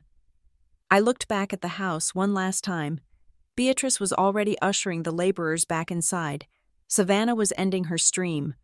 They were closing the door on me. They thought they had won. They thought they had finally flushed the extra mouth out of their perfect life. I looked at the driver. "The Peninsula Hotel," I said. The driver raised an eyebrow. The Peninsula was the most expensive, most exclusive hotel in Chicago. It was a place for royalty, for billionaires, for people who owned the city, not for women in muddy coats. "Are you sure, miss?" he asked gently. "I have a reservation," I said. "Suite 500. The presidential suite. As the taxi pulled away, splashing through the puddles, I pulled out my phone. I had a notification from Sterling. "Everything is in place. The hotel staff is expecting you. Your wardrobe has been delivered. The auditors are ready for tomorrow." I looked at the broken photo in my lap. I carefully pulled the shard of glass out of the paper. My father's smile was cut in half, but his eyes were still there, crinkling with laughter. "Be strong, my clever girl." "I am, Dad," I whispered. The city lights blurred past the window. I wasn't Paige the poor relation anymore. I wasn't the extra mouth. I was the storm that was coming for them. Tomorrow, at 2 o'clock, the reading would begin, and when it ended, they would be the ones standing in the rain. "Step on it," I told the driver. "I have a very big day tomorrow." The taxi accelerated, merging into the traffic, carrying me away from the ruins of my past and toward the cantonade, terrifying brilliance of my future. I woke up at 7 in the morning, not to the shrill alarm of my cheap digital clock or the sound of Beatrice screaming about the heating bill, but to a silence so profound it felt like a physical weight. I opened my eyes. The ceiling above me was not the cracked plaster of the Hawthorne attic, but hand-painted silk. I sat up in the king-sized bed, the Egyptian cotton sheets pooling around my waist. Through the floor-to-ceiling windows of the presidential suite at the peninsula, Chicago lay spread out below me, a grid of gray steel and white snow. Looking small and manageable, for the first time in 5 years, I was not hungry, I was not cold, and I was not afraid. A soft knock came at the door. I pulled on the plush robe provided by the hotel and opened it. A waiter wheeled in a silver cart. "Good morning, Ms. Hawthorne," he said, bowing slightly. "Your breakfast. Compliments of Mr. Sterling." He set the table by the window, smoked salmon, poached eggs, a pot of Darjeeling tea, and a bowl of fresh berries. There was no grapefruit knife. There were no lectures about the price of butter. I ate slowly, tasting every bite. Watching the steam rise from my cup and vanish against the cold glass, I felt a strange sense of dissociation, as if the page who had been humiliated in the mud yesterday was a different person entirely. A character in a book I had finished reading. On the armchair in the corner sat a large garment bag and a shoebox. Sterling had been busy. I finished my tea and walked over to the package. I unzipped the bag. Inside was a suit that cost more than the car I used to drive. It was a charcoal gray power suit, tailored from Italian wool. Sharp and architectural, the blouse was cream silk. The shoes were black stilettos, the kind that clicked with authority on marble floors. I went into the bathroom. The mirror was framed in gold. I looked at my reflection. The bruise on my palm where the glass had cut me was bandaged, but the rest of me looked different. My eyes were clear. My jaw was set. I applied my makeup with the precision of a restoration artist. I didn't try to hide the scar on my eyebrow. Instead, I accentuated my eyes with sharp eyeliner, turning the flaw into a feature. I pulled my hair back into a severe, elegant bun. I stepped into the suit. It fit like armor. It forced me to stand taller, to breathe deeper. I looked at myself one last time. The mousy librarian was dead. The extra mouth was gone. The woman in the mirror looked like she owned the building. While I was fastening the diamond studs in my ears, alone from the trust's vault, I imagined the scene playing out at the Hawthorne estate. It was probably chaos of a different kind. Beatrice would be up early, fueled by adrenaline and delusions of grandeur. I could picture her in the kitchen, perhaps opening a bottle of vintage champagne that she had been saving for a special occasion, deciding that today was the day. She would be toasting to her cleverness, to the way she had finally purged the house of its only stain. I picked up my phone. It was 10 in the morning. Sure enough, the notifications were piling up, but they weren't apologies. Beatrice had hired Mr. Henderson, a family lawyer who operated out of a strip mall and wore suits that were 2 sizes too big. He was competent enough for simple wills, but he was a goldfish about to swim into a tank with sharks. I saw a missed call from the house landline, then a voicemail from Henderson. I didn't play it. I didn't need to. I knew exactly what was happening. They had hit a snag, a tiny bureaucratic snag. To finalize the expulsion and ensure the title for the house was clean for the sale on Monday, they needed a final signature from me, a quit-claim deed, formally waiving any residual tenant rights so the new owners wouldn't have to worry about evicting me. It was a formality, a box to check, but they couldn't check it if they couldn't find me. My phone buzzed in my hand. A text from Caleb. "Where the hell are you? Henderson is here. We need you to sign one last paper. Stop being a baby and answer the phone. I stared at the screen, my face impassive. Another text followed. 30 seconds later, Mom is freaking out. She says if you don't get your ass back here in an hour, she is calling the cops and reporting you for theft. She says you stole a towel. I almost laughed. A towel. She was threatening me with a felony over a piece of cotton while she was trying to steal $57 million. I pressed the block button on Caleb's contact. Then I blocked Beatrice, then Savannah, then the house landline. The silence that followed was exquisite. It was the digital equivalent of slamming a heavy steel door in their faces. They were screaming into the void, and I was on the other side, soundproof and unreachable. I gathered my bag, a structured leather briefcase Sterling had sent, and left the suite. I took the elevator down to the lobby. The concierge nodded to me. Your car is waiting, Ms. Hawthorne. Outside, a black town car idled at the curb. The driver opened the door. I slid inside. Vanguardian Archives, I said. The drive was short. When we pulled up to the limestone building where I had worked for 3 years, I felt a shift in the atmosphere. Usually, I would be entering through the side door, flashing my employee badge, hoping the security guard wouldn't ask to search my bag. Today, the car stopped at the main entrance. I stepped out. The wind was still biting, but inside my wool armor, I felt nothing. I walked up the steps. Sam, the security guard, was at the desk. He looked up, his eyes widening as he took in the suit, the hair, the aura of command. He started to reach for the guest log. Good morning, Sam, I said, not breaking stride. Ms. Hawthorne? He stammered. I didn't recognize you. You look different.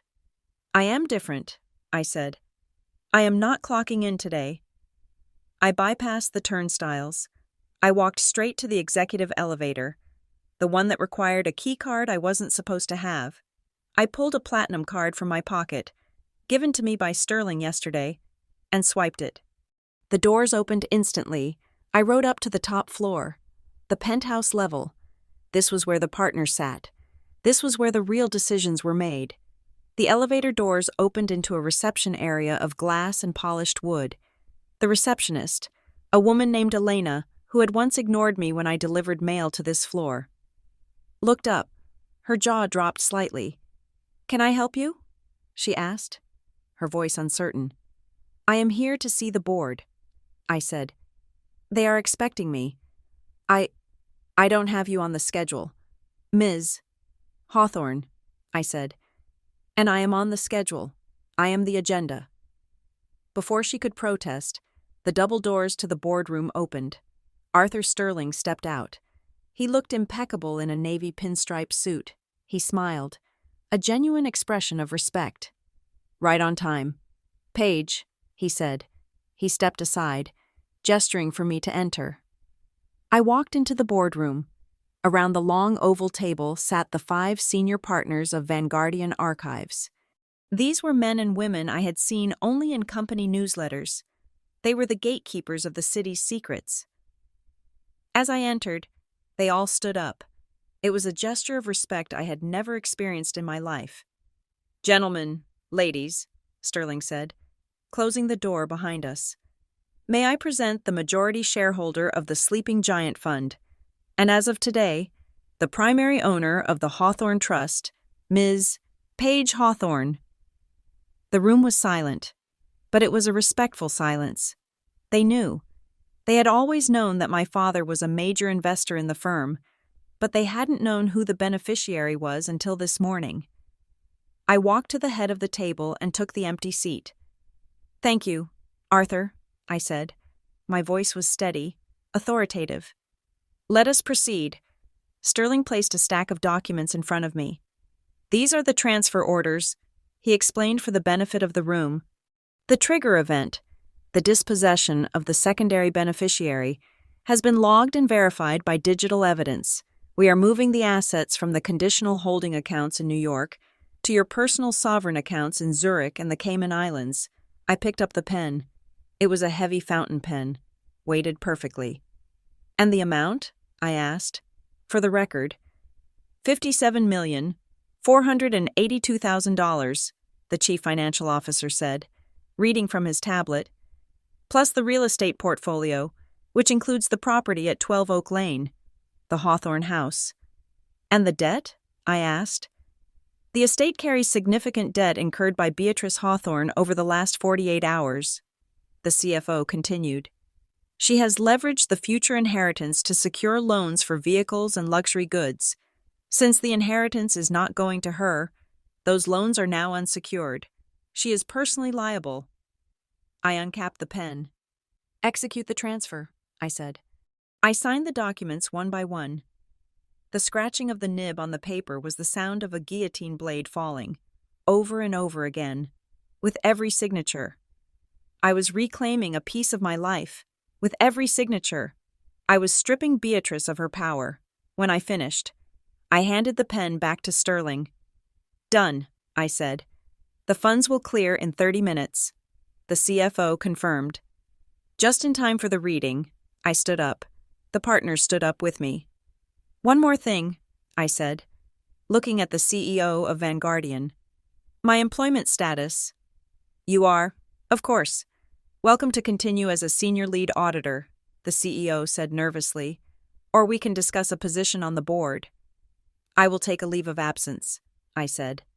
I have some house cleaning to do. I walked out of the boardroom, Sterling at my side. We took the elevator down to the private garage in the basement. A convoy was waiting, my town car, flanked by 2 black SUVs filled with Sterling's legal team. They were not just lawyers, they were litigators, sharks in suits who specialized in asset recovery and hostile takeovers. Are you ready? Sterling asked as he held the car door open for me.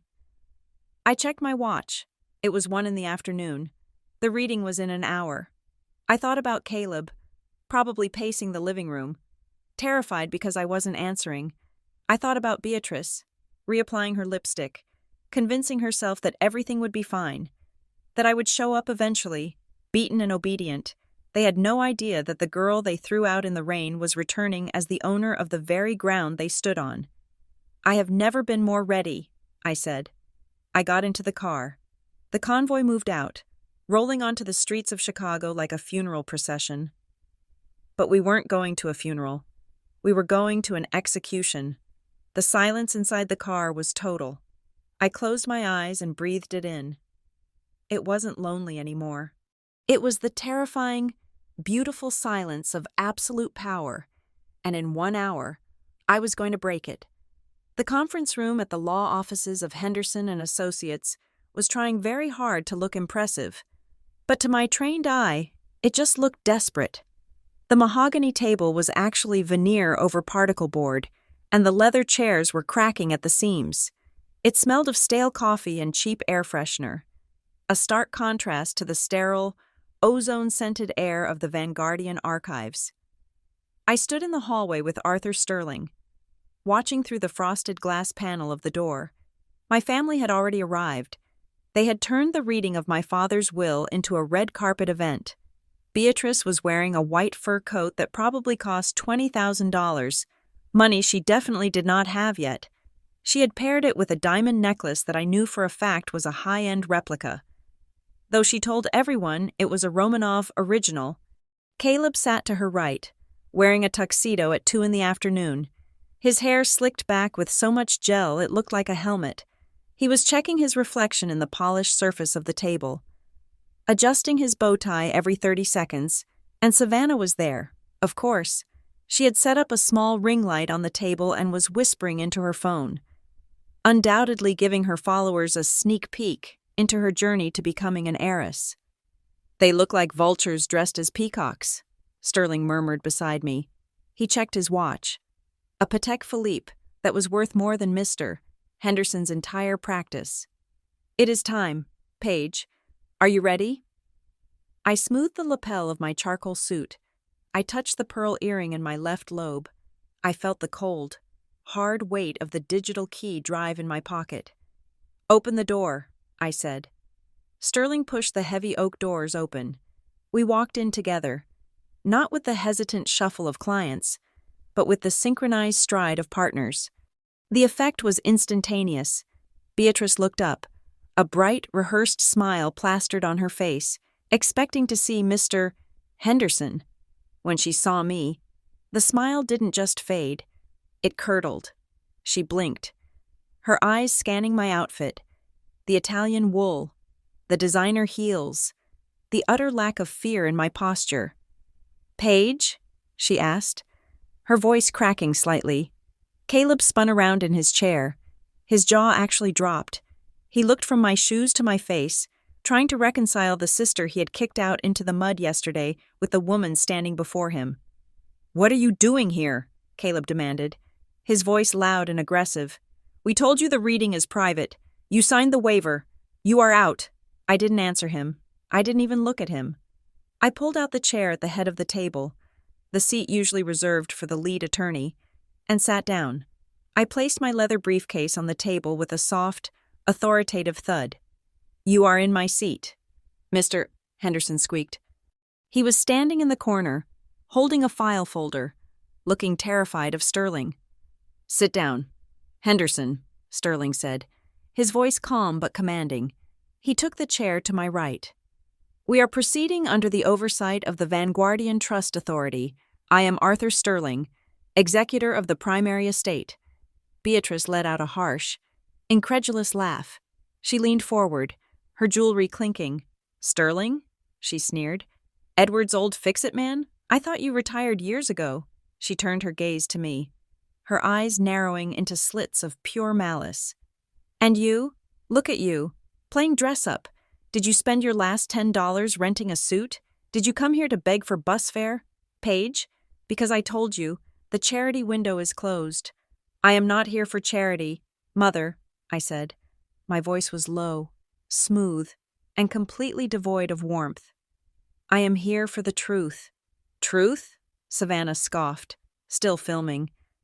"The truth is you are broke, and we are about to be rich. Can we hurry this up? I have a spa appointment at 4. Sterling opened his briefcase. He pulled out a single, thick document bound in blue velvet. He placed it in the center of the table. "Let us begin," Sterling said.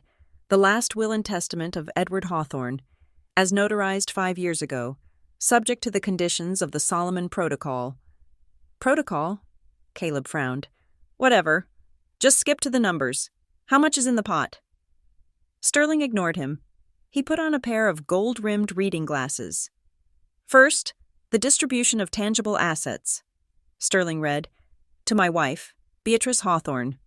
I leave the contents of the garage at the primary residence, specifically the 1998 sedan and the lawn maintenance equipment." Beatrice blinked. "The sedan? The old Buick? I sold that scrap metal 3 years ago." "Then you sold estate property without authorization," Sterling noted without looking up. "Moving on. To Beatrice Hawthorne, I leave the household furniture, linens, and kitchenware currently residing at the primary residence, subject to any existing liens." "Liens?" Beatrice's voice went up an octave. "What liens?" "We will get to that," Sterling said.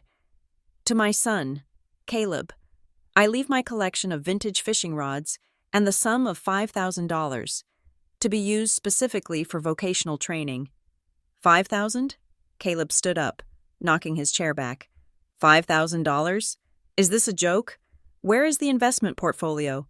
Where are the tech stocks?" "Sit down, Mr. Hawthorne," Sterling said.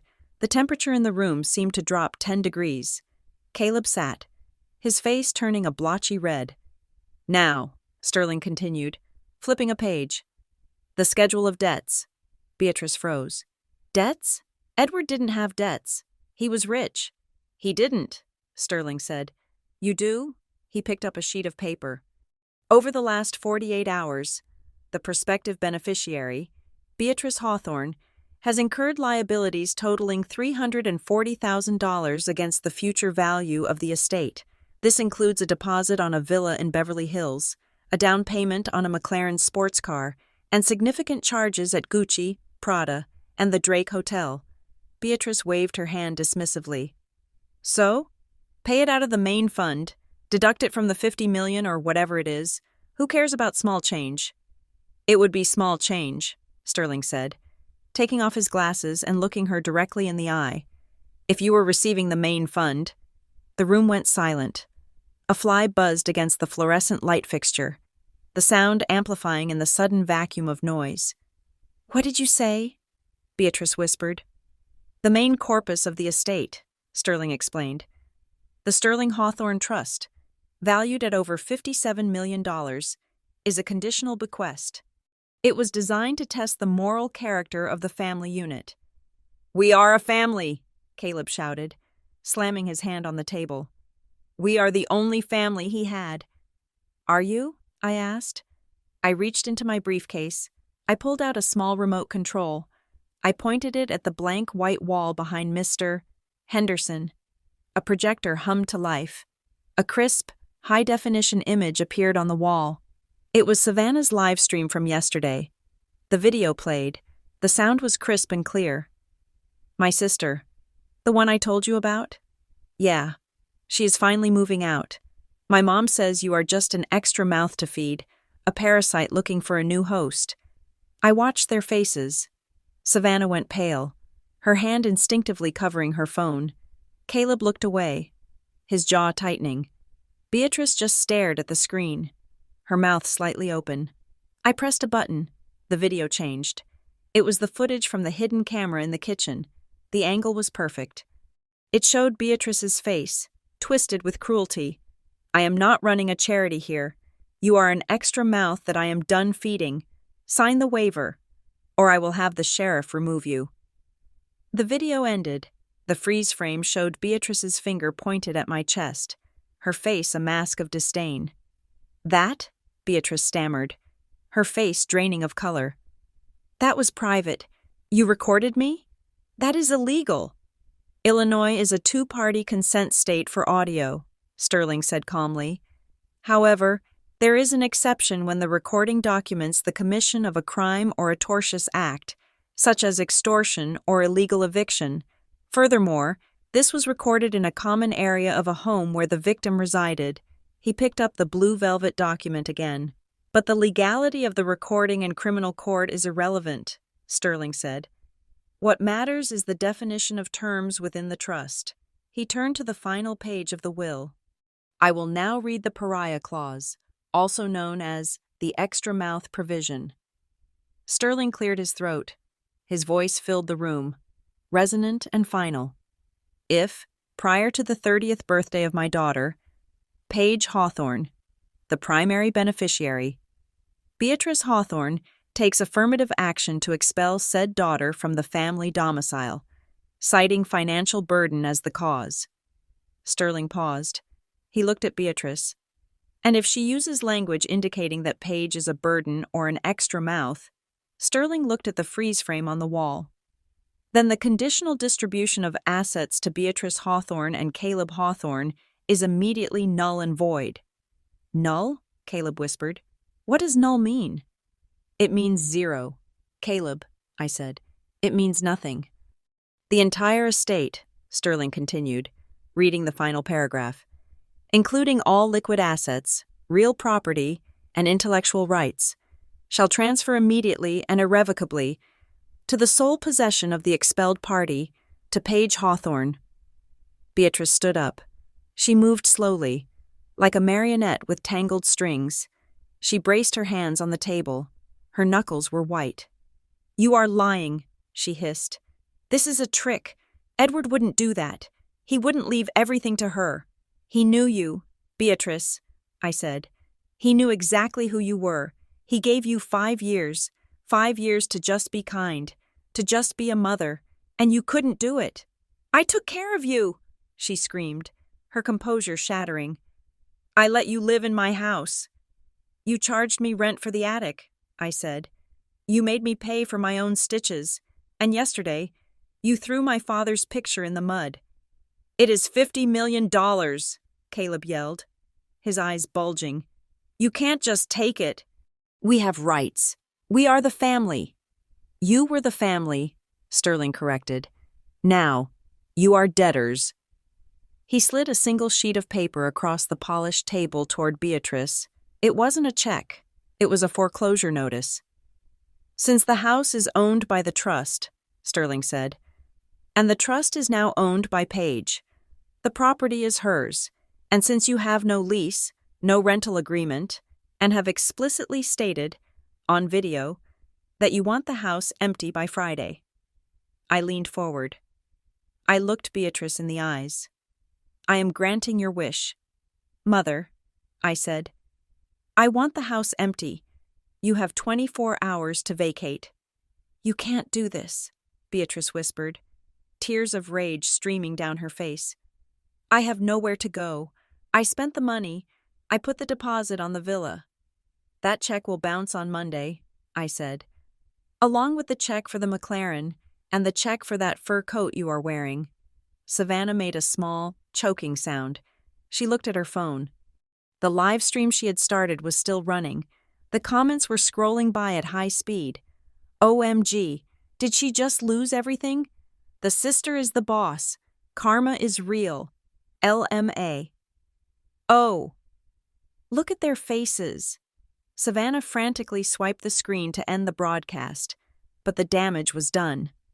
The accounts have already been transferred, Sterling said, closing the folder. The wire hit Ms. Hawthorne's account 30 minutes ago. The balance is confirmed. 57 million? Caleb asked, his voice trembling. He looked at me, and for the first time, I saw genuine fear in his eyes. He wasn't looking at his sister anymore. He was looking at a stranger who held his life in her hands.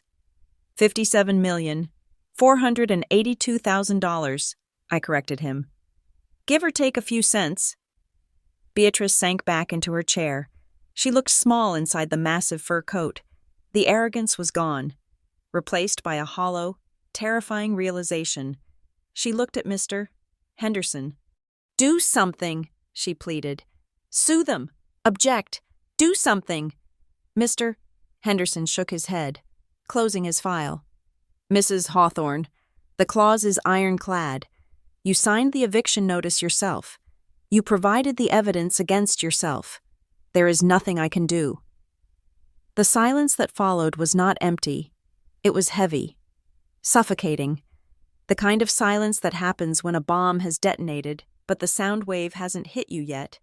It was the sound of a universe realigning itself. I stood up. I picked up my briefcase. I will see you tomorrow, I said. I am coming to inspect my property. I expect it to be broom clean. I turned to walk away. Paige, Beatrice cried out. It was a desperate, wailing sound. Paige, wait, we can talk about this. We are family. I stopped at the door. I didn't turn around. Family doesn't charge rent for the attic, I said.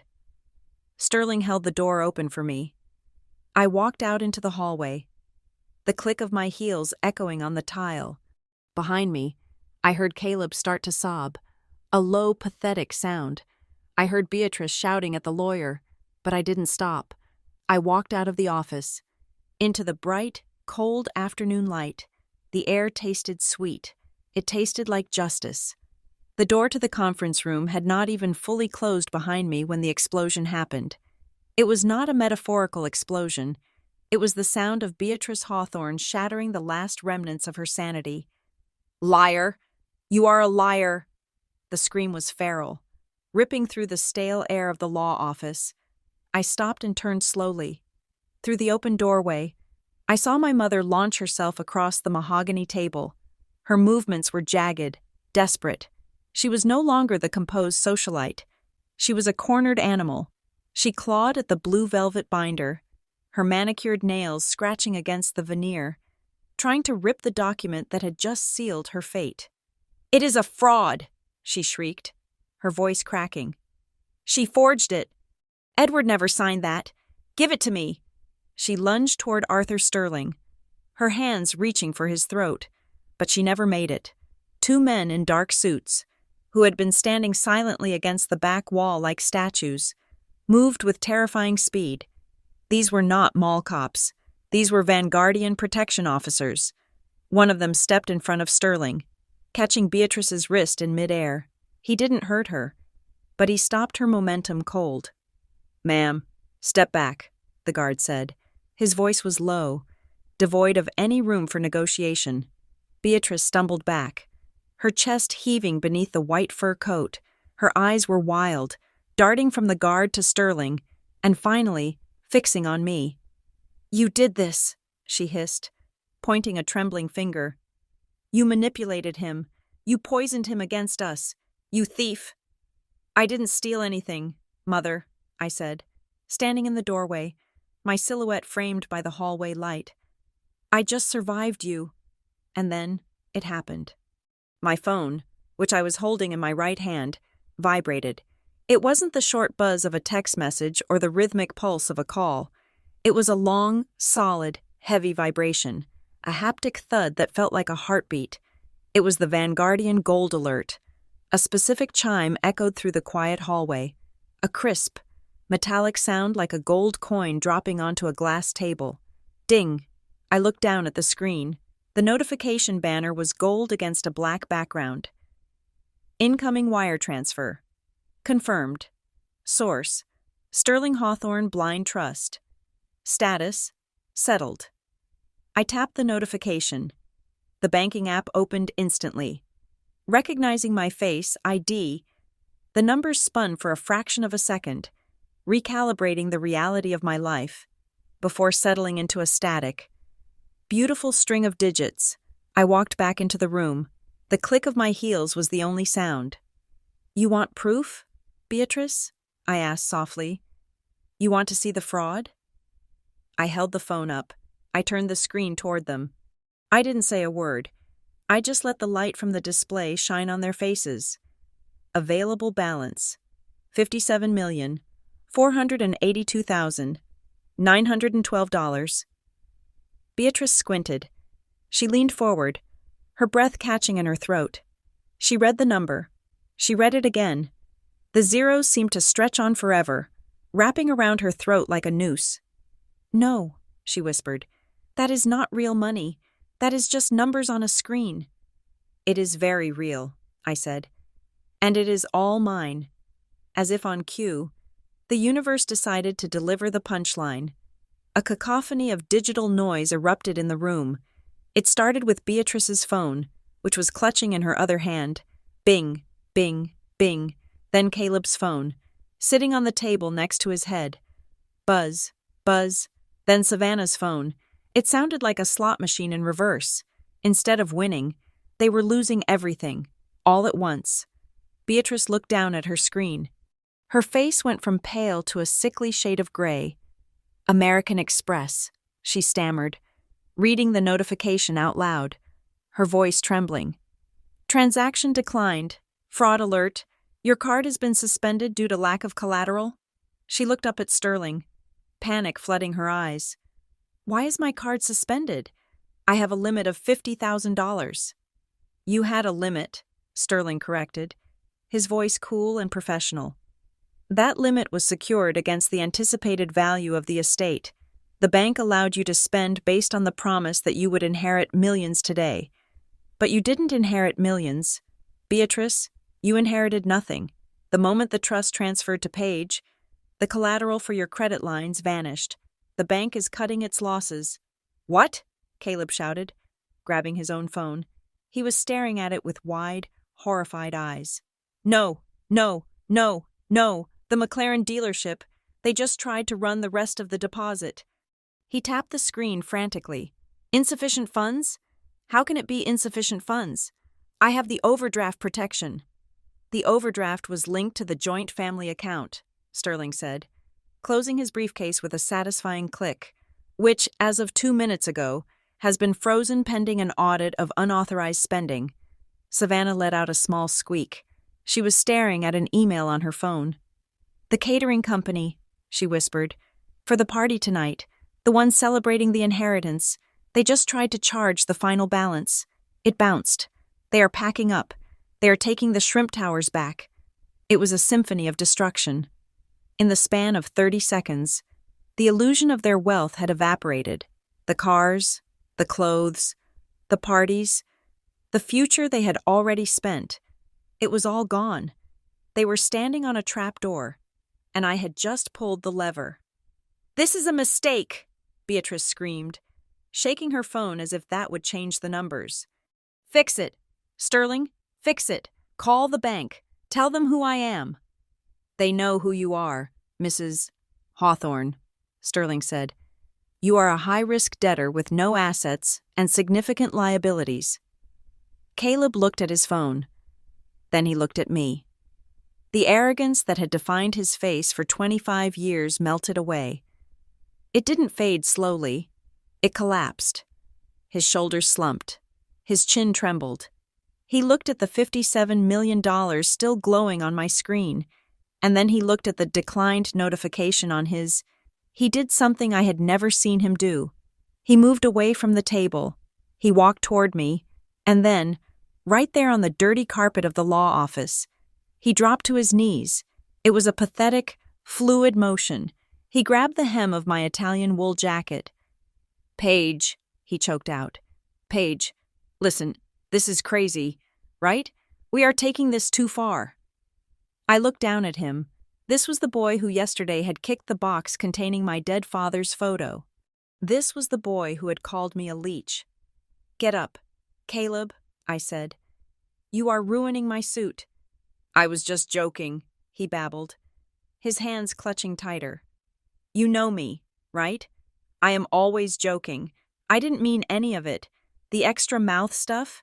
It was just banter. We are siblings. We have the same blood. He looked up at me, his eyes wet with tears that were purely selfish. We are family. Paige, you can't let them take the car. You can't let me be broke. I don't know how to be broke. Family? I repeated the word. It tasted like ash. Beatrice saw Caleb kneeling and realized the strategy had shifted. She didn't kneel. Her pride wouldn't let her go that low yet. But she softened. She took a step toward me, opening her arms in a parody of maternal affection.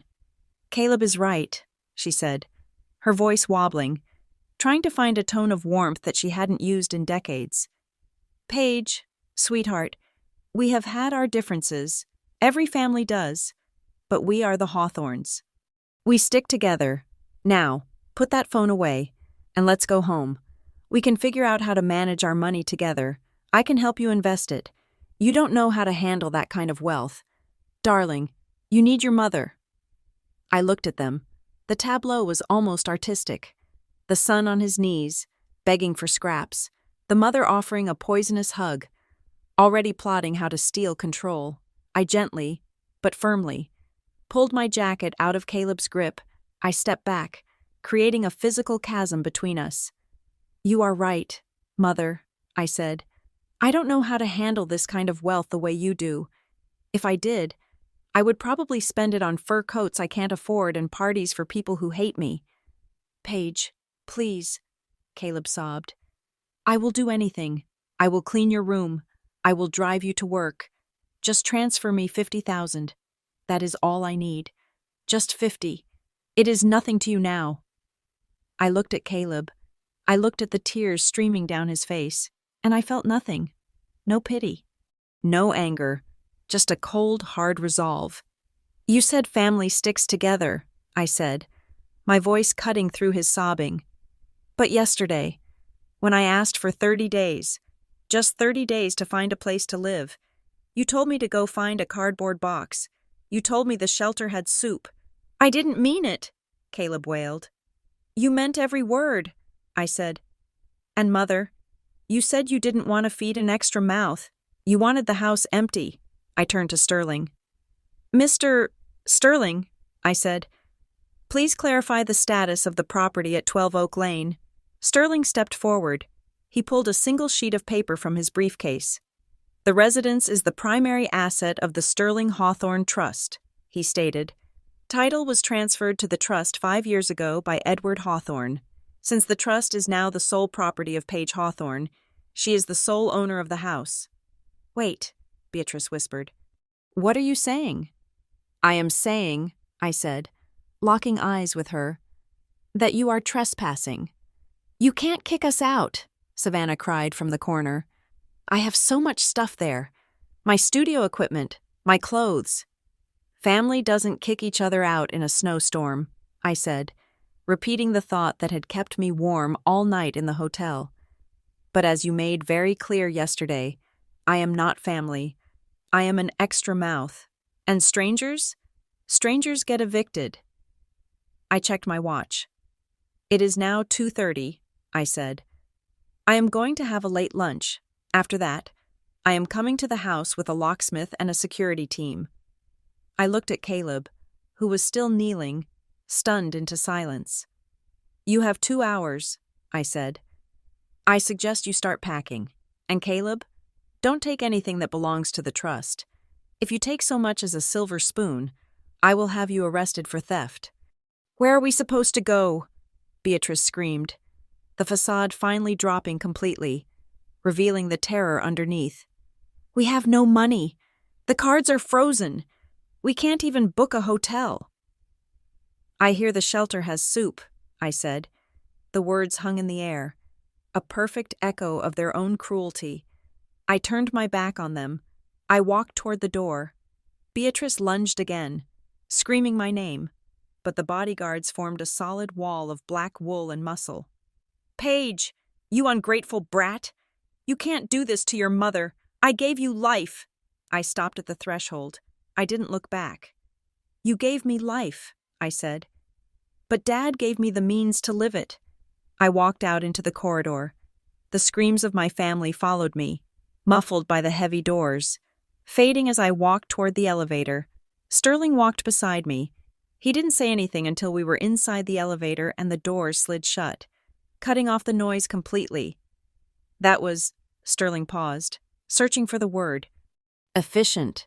It is not over, I said, staring at the floor indicator as it lit up.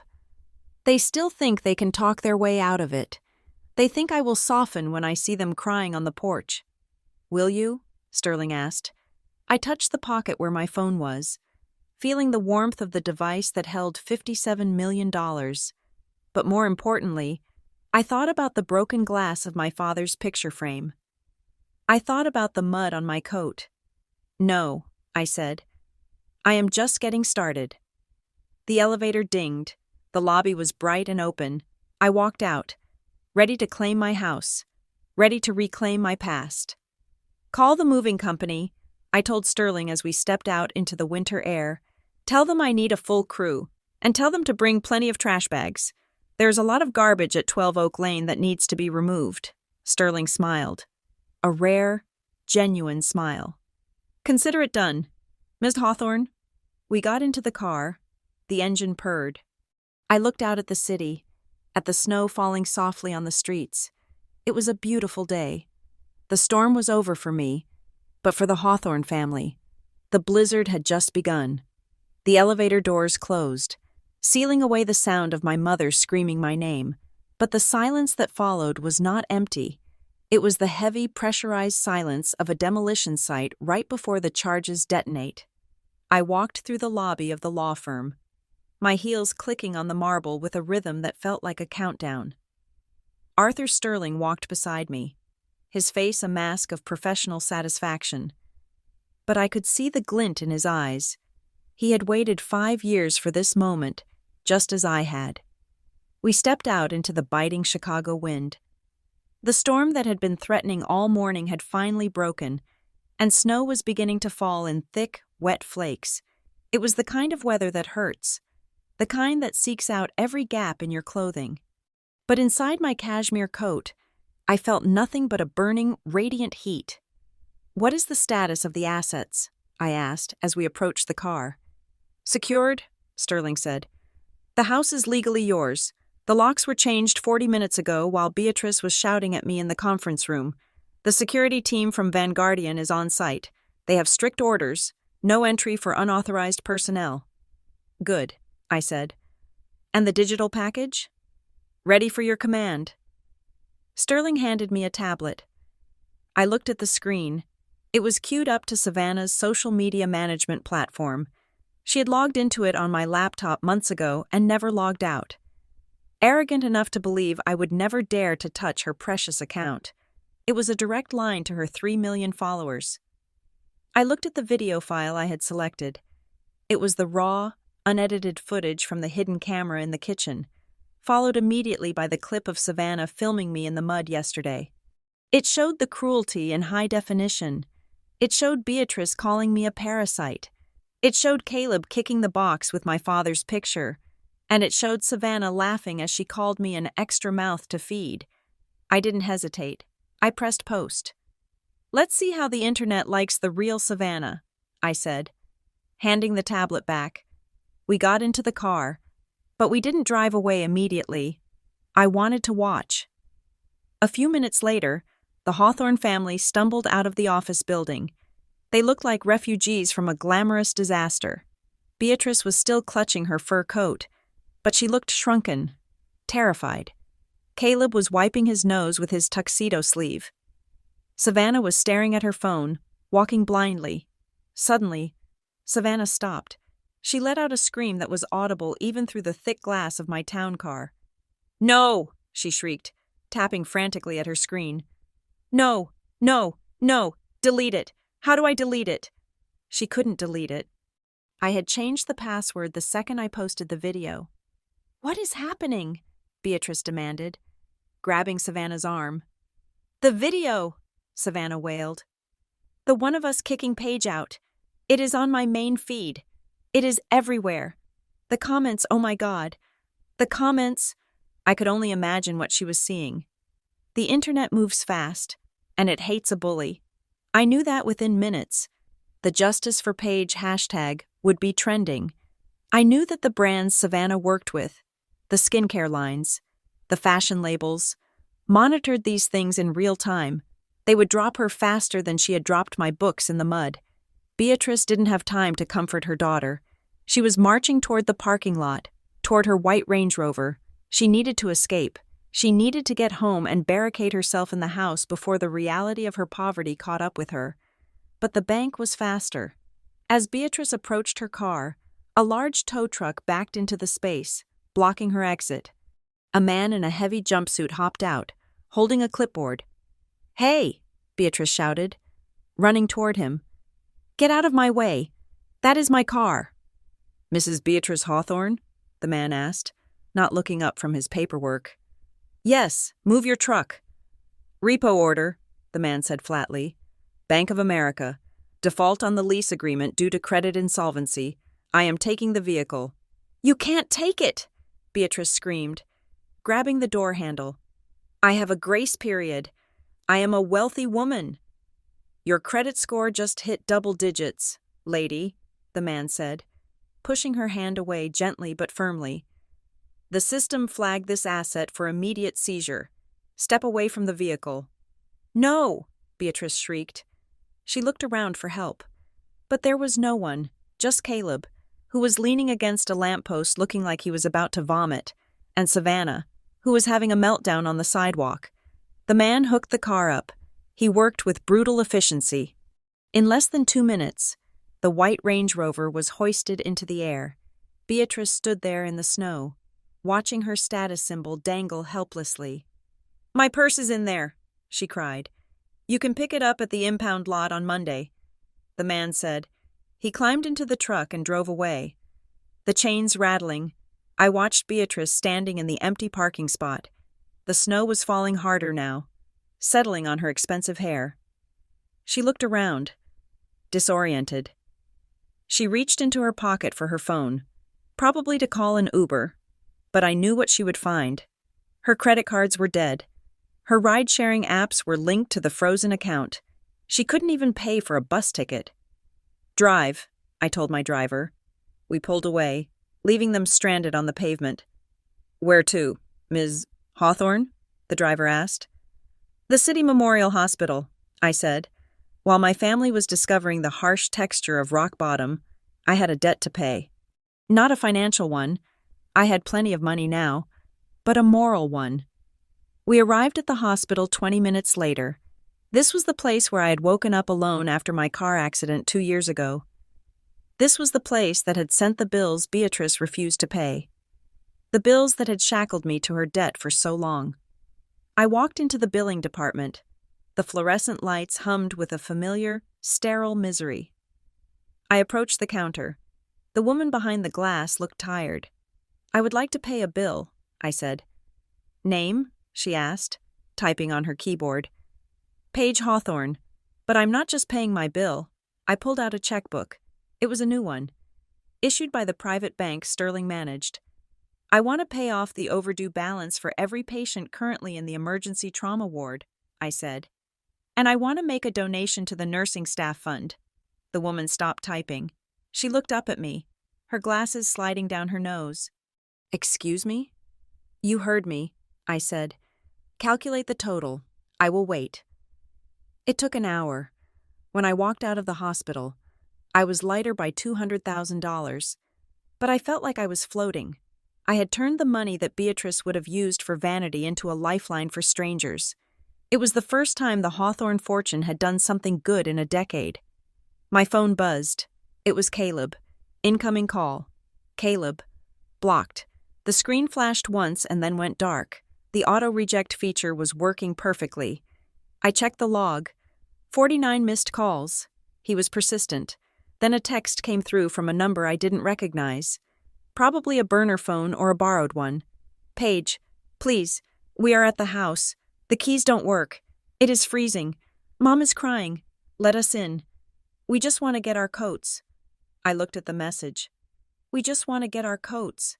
I remembered yesterday. I remembered standing in the driveway without a coat because Caleb had made fun of my old one. I remembered them throwing my clothes into the snow. I deleted the message. "Take me to the south side," I told the driver. 42nd Street. Sterling looked at me with a raised eyebrow. "That is not a fashionable neighborhood. Paige, it is where my father and I lived before he made his first million." I said, "It is where we were happy." We pulled up to a modest, red brick apartment building. It was sturdy, unpretentious. I had called the landlord on the way over. He was an old man who remembered my father. He had agreed to sell me the unit on the second floor, our old home, sight unseen for 3 times its market value. I walked up the stairs. The hallway smelled of floor wax and cooking onions. It smelled like home. I unlocked the door. The apartment was empty, dusty, but the light that streamed in through the window was warm. I walked to the center of the living room. I could almost see my dad sitting in the corner in his armchair, reading his newspaper, telling me that money was a tool, not a master. I sat on the floor. I didn't need a mansion in Beverly Hills. I didn't need a penthouse. I just needed this, a place that was mine, bought with money that was clean. I pulled out my phone and opened the security app connected to the cameras at the Hawthorne estate. It was dark now. The streetlights had flickered on, casting long, eerie shadows across the snow-covered lawn. On the small screen, I saw them. They had managed to get a taxi, probably by begging the driver or promising payment upon arrival that would never come. They were standing on the front porch of the mansion. The house was dark. I had ordered the utilities to be cut to the minimum safety levels. Beatrice was pounding on the heavy oak door. I could see her mouth moving, screaming at the wood. She was shivering violently. The fur coat was wet, matted with snow. Caleb was huddled against the brickwork, trying to shield himself from the wind. He wasn't looking at his phone anymore. He was just hugging his knees, looking small and defeated. Savannah was standing by the window, peering in. She looked like a ghost. Her makeup was running down her face in dark streaks. She wasn't filming. For the first time in her life, she was experiencing a moment that wasn't for the camera. A black SUV was parked at the end of the driveway. The Vanguardian security team. They didn't intervene. They just watched, ensuring the integrity of the property. Beatrice stopped knocking. She leaned her forehead against the door. She slid down slowly until she was sitting on the welcome mat, the mat that said, "Home Sweet Home." It was a perfect mirror image of yesterday. Yesterday, I had stood in the slush, looking at them in the warmth. Today, they sat in the freezing cold, locked out of the paradise they thought they deserved. I watched them for a long time. I looked for a flicker of guilt in my chest. I waited for the daughterly instinct to kick in, the urge to save them, to send a car, to unlock the door. I waited, but it didn't come. All I felt was the quiet satisfaction of an equation balancing out. They had invested in cruelty, and now they were collecting the dividends. I tapped the microphone button on the app. My voice would project through the security intercom on the porch. "Attention," I said. My voice sounded tinny but clear through the speaker on their end. I saw them jump. Beatrice scrambled to her feet. Caleb looked up wildly. "Paige!" Beatrice screamed at the camera lens. "Paige, open this door. We are freezing to death." "The shelter is on 5th Street, I said. "They close admission at 8. You have 40 minutes to walk there." "You monster!" Beatrice shrieked. "I am your mother." "No," I said softly, though I knew they could hear me. "You are just a woman who made a bad investment." I cut the feed. I stood up in the empty living room of my father's old apartment. I walked to the window and looked out at the streetlights reflecting on the snow. They would survive. People like Beatrice always survived. They would leech off someone else, find another victim, another host, but they would never hurt me again. I took the key to the apartment and put it in my pocket. It felt heavier than the black card, more valuable than the $57 million. "We are done here," I said to the empty room. I walked out, locking the door behind me. I had a new life to build, and I wasn't going to waste another second looking in the rearview mirror. The Hawthorns were part of my history now, a cautionary tale I would write in the archives of my memory, filed under closed cases. I went down the stairs, out into the snow, and for the first time in my life, the cold didn't bother me at all. 2 weeks had passed since the storm, both the meteorological blizzard that had buried Chicago and the metaphorical one that had obliterated the Hawthorne family facade. I stood at the floor-to-ceiling window of my new office on the 45th floor of the Vanguardian Tower. From this height, the cars on Michigan Avenue looked like toys, and the people were mere specks of dust. The city was a sprawling grid of gray and white, but up here, the air was rarefied, silent, and smelled faintly of leather and fresh orchids. I turned away from the view and walked to my desk. It was a slab of polished mahogany, wide enough to land a plane on, completely devoid of clutter. There were no piles of unpaid bills. There were no eviction notices.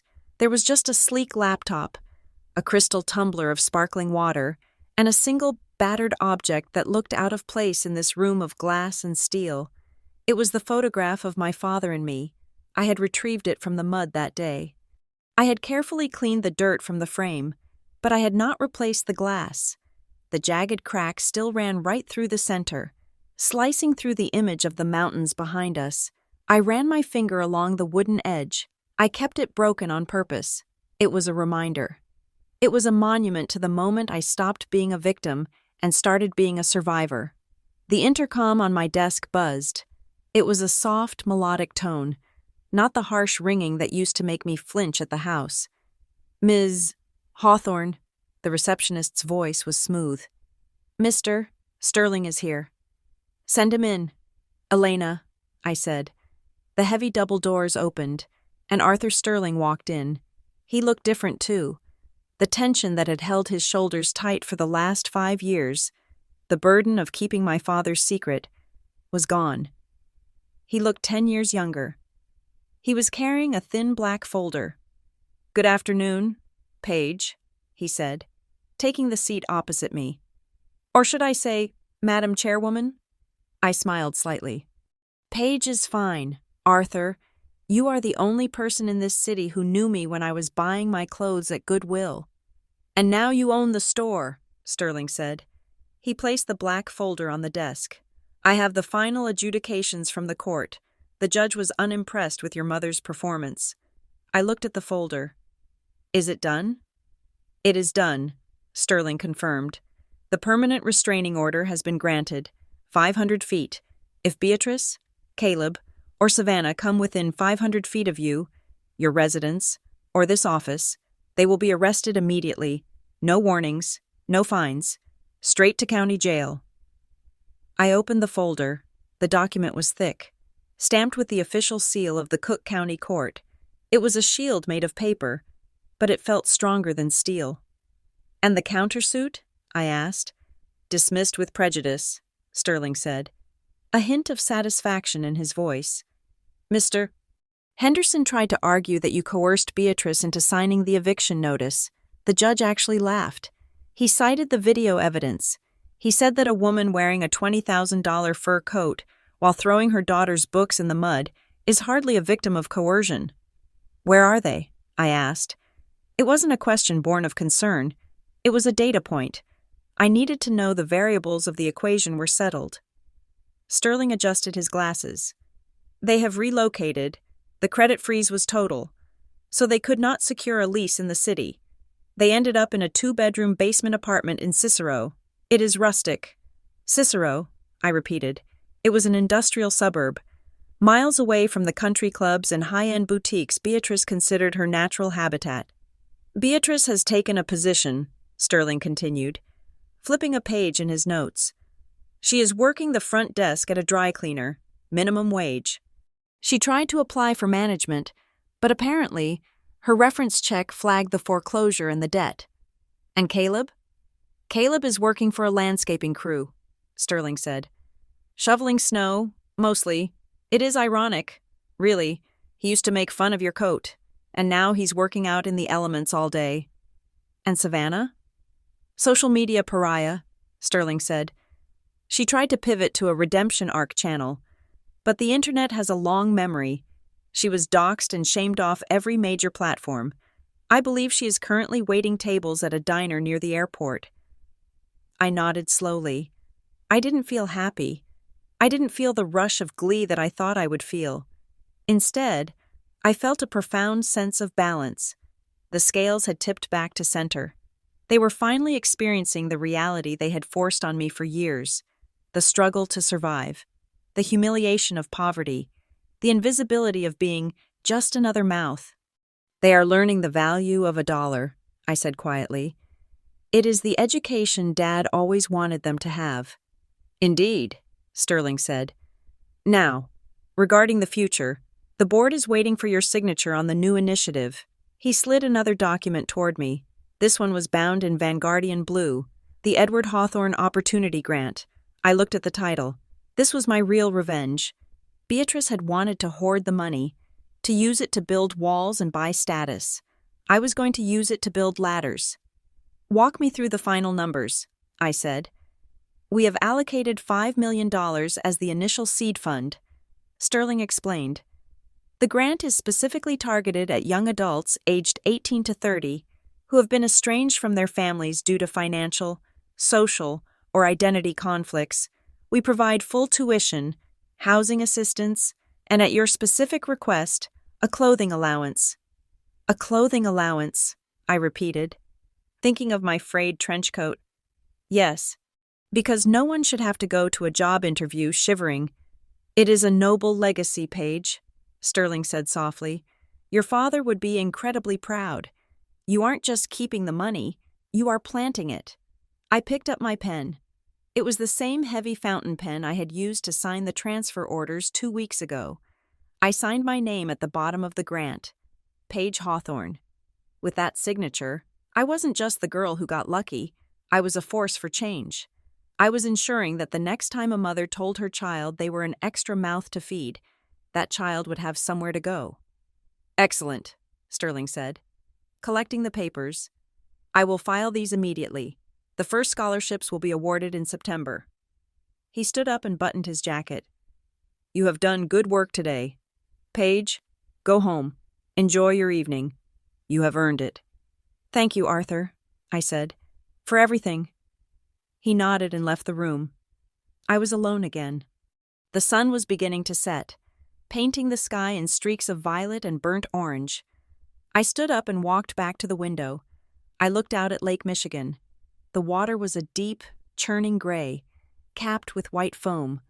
I thought about the journey that had brought me here, the years of silence, the meals eaten in the kitchen while they laughed in the dining room, the shame of asking for bus fare, the terror of that final week.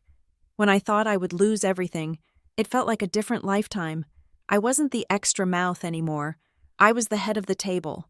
My phone rang, not my cell phone, but the dedicated line on my desk. I pressed the speaker button. Yes, Elena? Ms. Hawthorne. The receptionist's voice was tight, anxious. I am so sorry to disturb you. I tried to tell her you were unavailable, but she is causing a scene in the lobby. My heart gave a single, slow thump. I knew, before she even said the name. I knew. Who is it? I asked, my voice steady. It is a woman, Elena said. She says her name is Beatrice Hawthorne. She looks quite disheveled.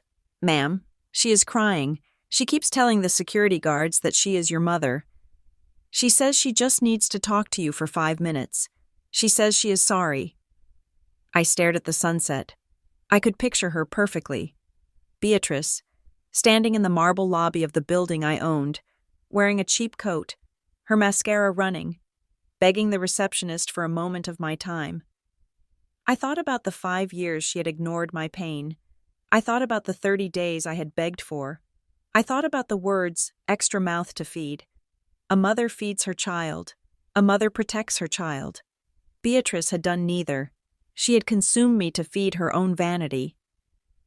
Ms. Hawthorne? Elena asked nervously. What should I tell her? I reached out and touched the broken glass of the picture frame on my desk. I looked at my father's face. He wasn't smiling anymore. He looked resolved. Tell her, I said, my voice as cold and clear as the ice on the lake, that there must be some mistake. Ma'am? Tell her I don't have a mother, I said. My mother died a long time ago. This woman is a stranger. I understand, Elena said. And Elena? Yes. Ms. Hawthorne? Call security, I said. Have her removed, and if she returns, have her arrested for violating the restraining order. Yes, ma'am. Right away. The line clicked dead. I didn't wait to hear the fallout. I didn't need to hear the screams or the pleading. It was just noise. And I was done with noise. I turned my chair around to face the window fully. The sun had dipped below the horizon now, leaving the city glittering with millions of lights. Each light represented a life, a story, a struggle. Somewhere out there, in a basement in Cicero, 3 people were learning what it meant to be truly cold. But up here, it was warm. I took a sip of my sparkling water. I closed my eyes and breathed in. This was what $57 million felt like. It didn't feel like excitement. It didn't feel like a party. It felt like freedom. I opened my eyes and looked at my reflection in the dark glass of the window. The scar on my eyebrow was barely visible in the dim light. I wasn't just a survivor. I was the architect of my own universe. I did it, Dad, I whispered to the empty room. The test is over.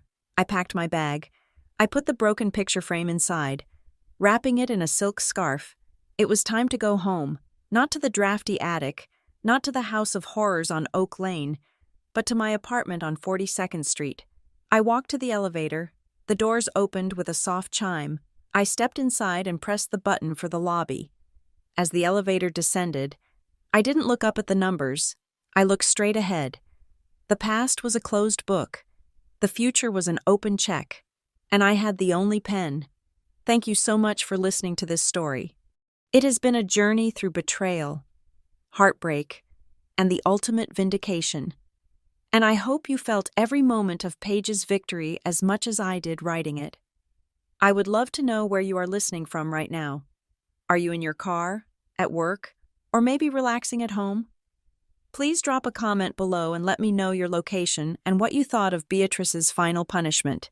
If you enjoyed this story and want to hear more tales of justice served cold, please make sure to subscribe to the Blue Payback channel. Hit that like button to support the work, and smash the hype button so this video can reach more people who need a little reminder that karma always collects its debts. Thank you for your support, and I will see you in the next story.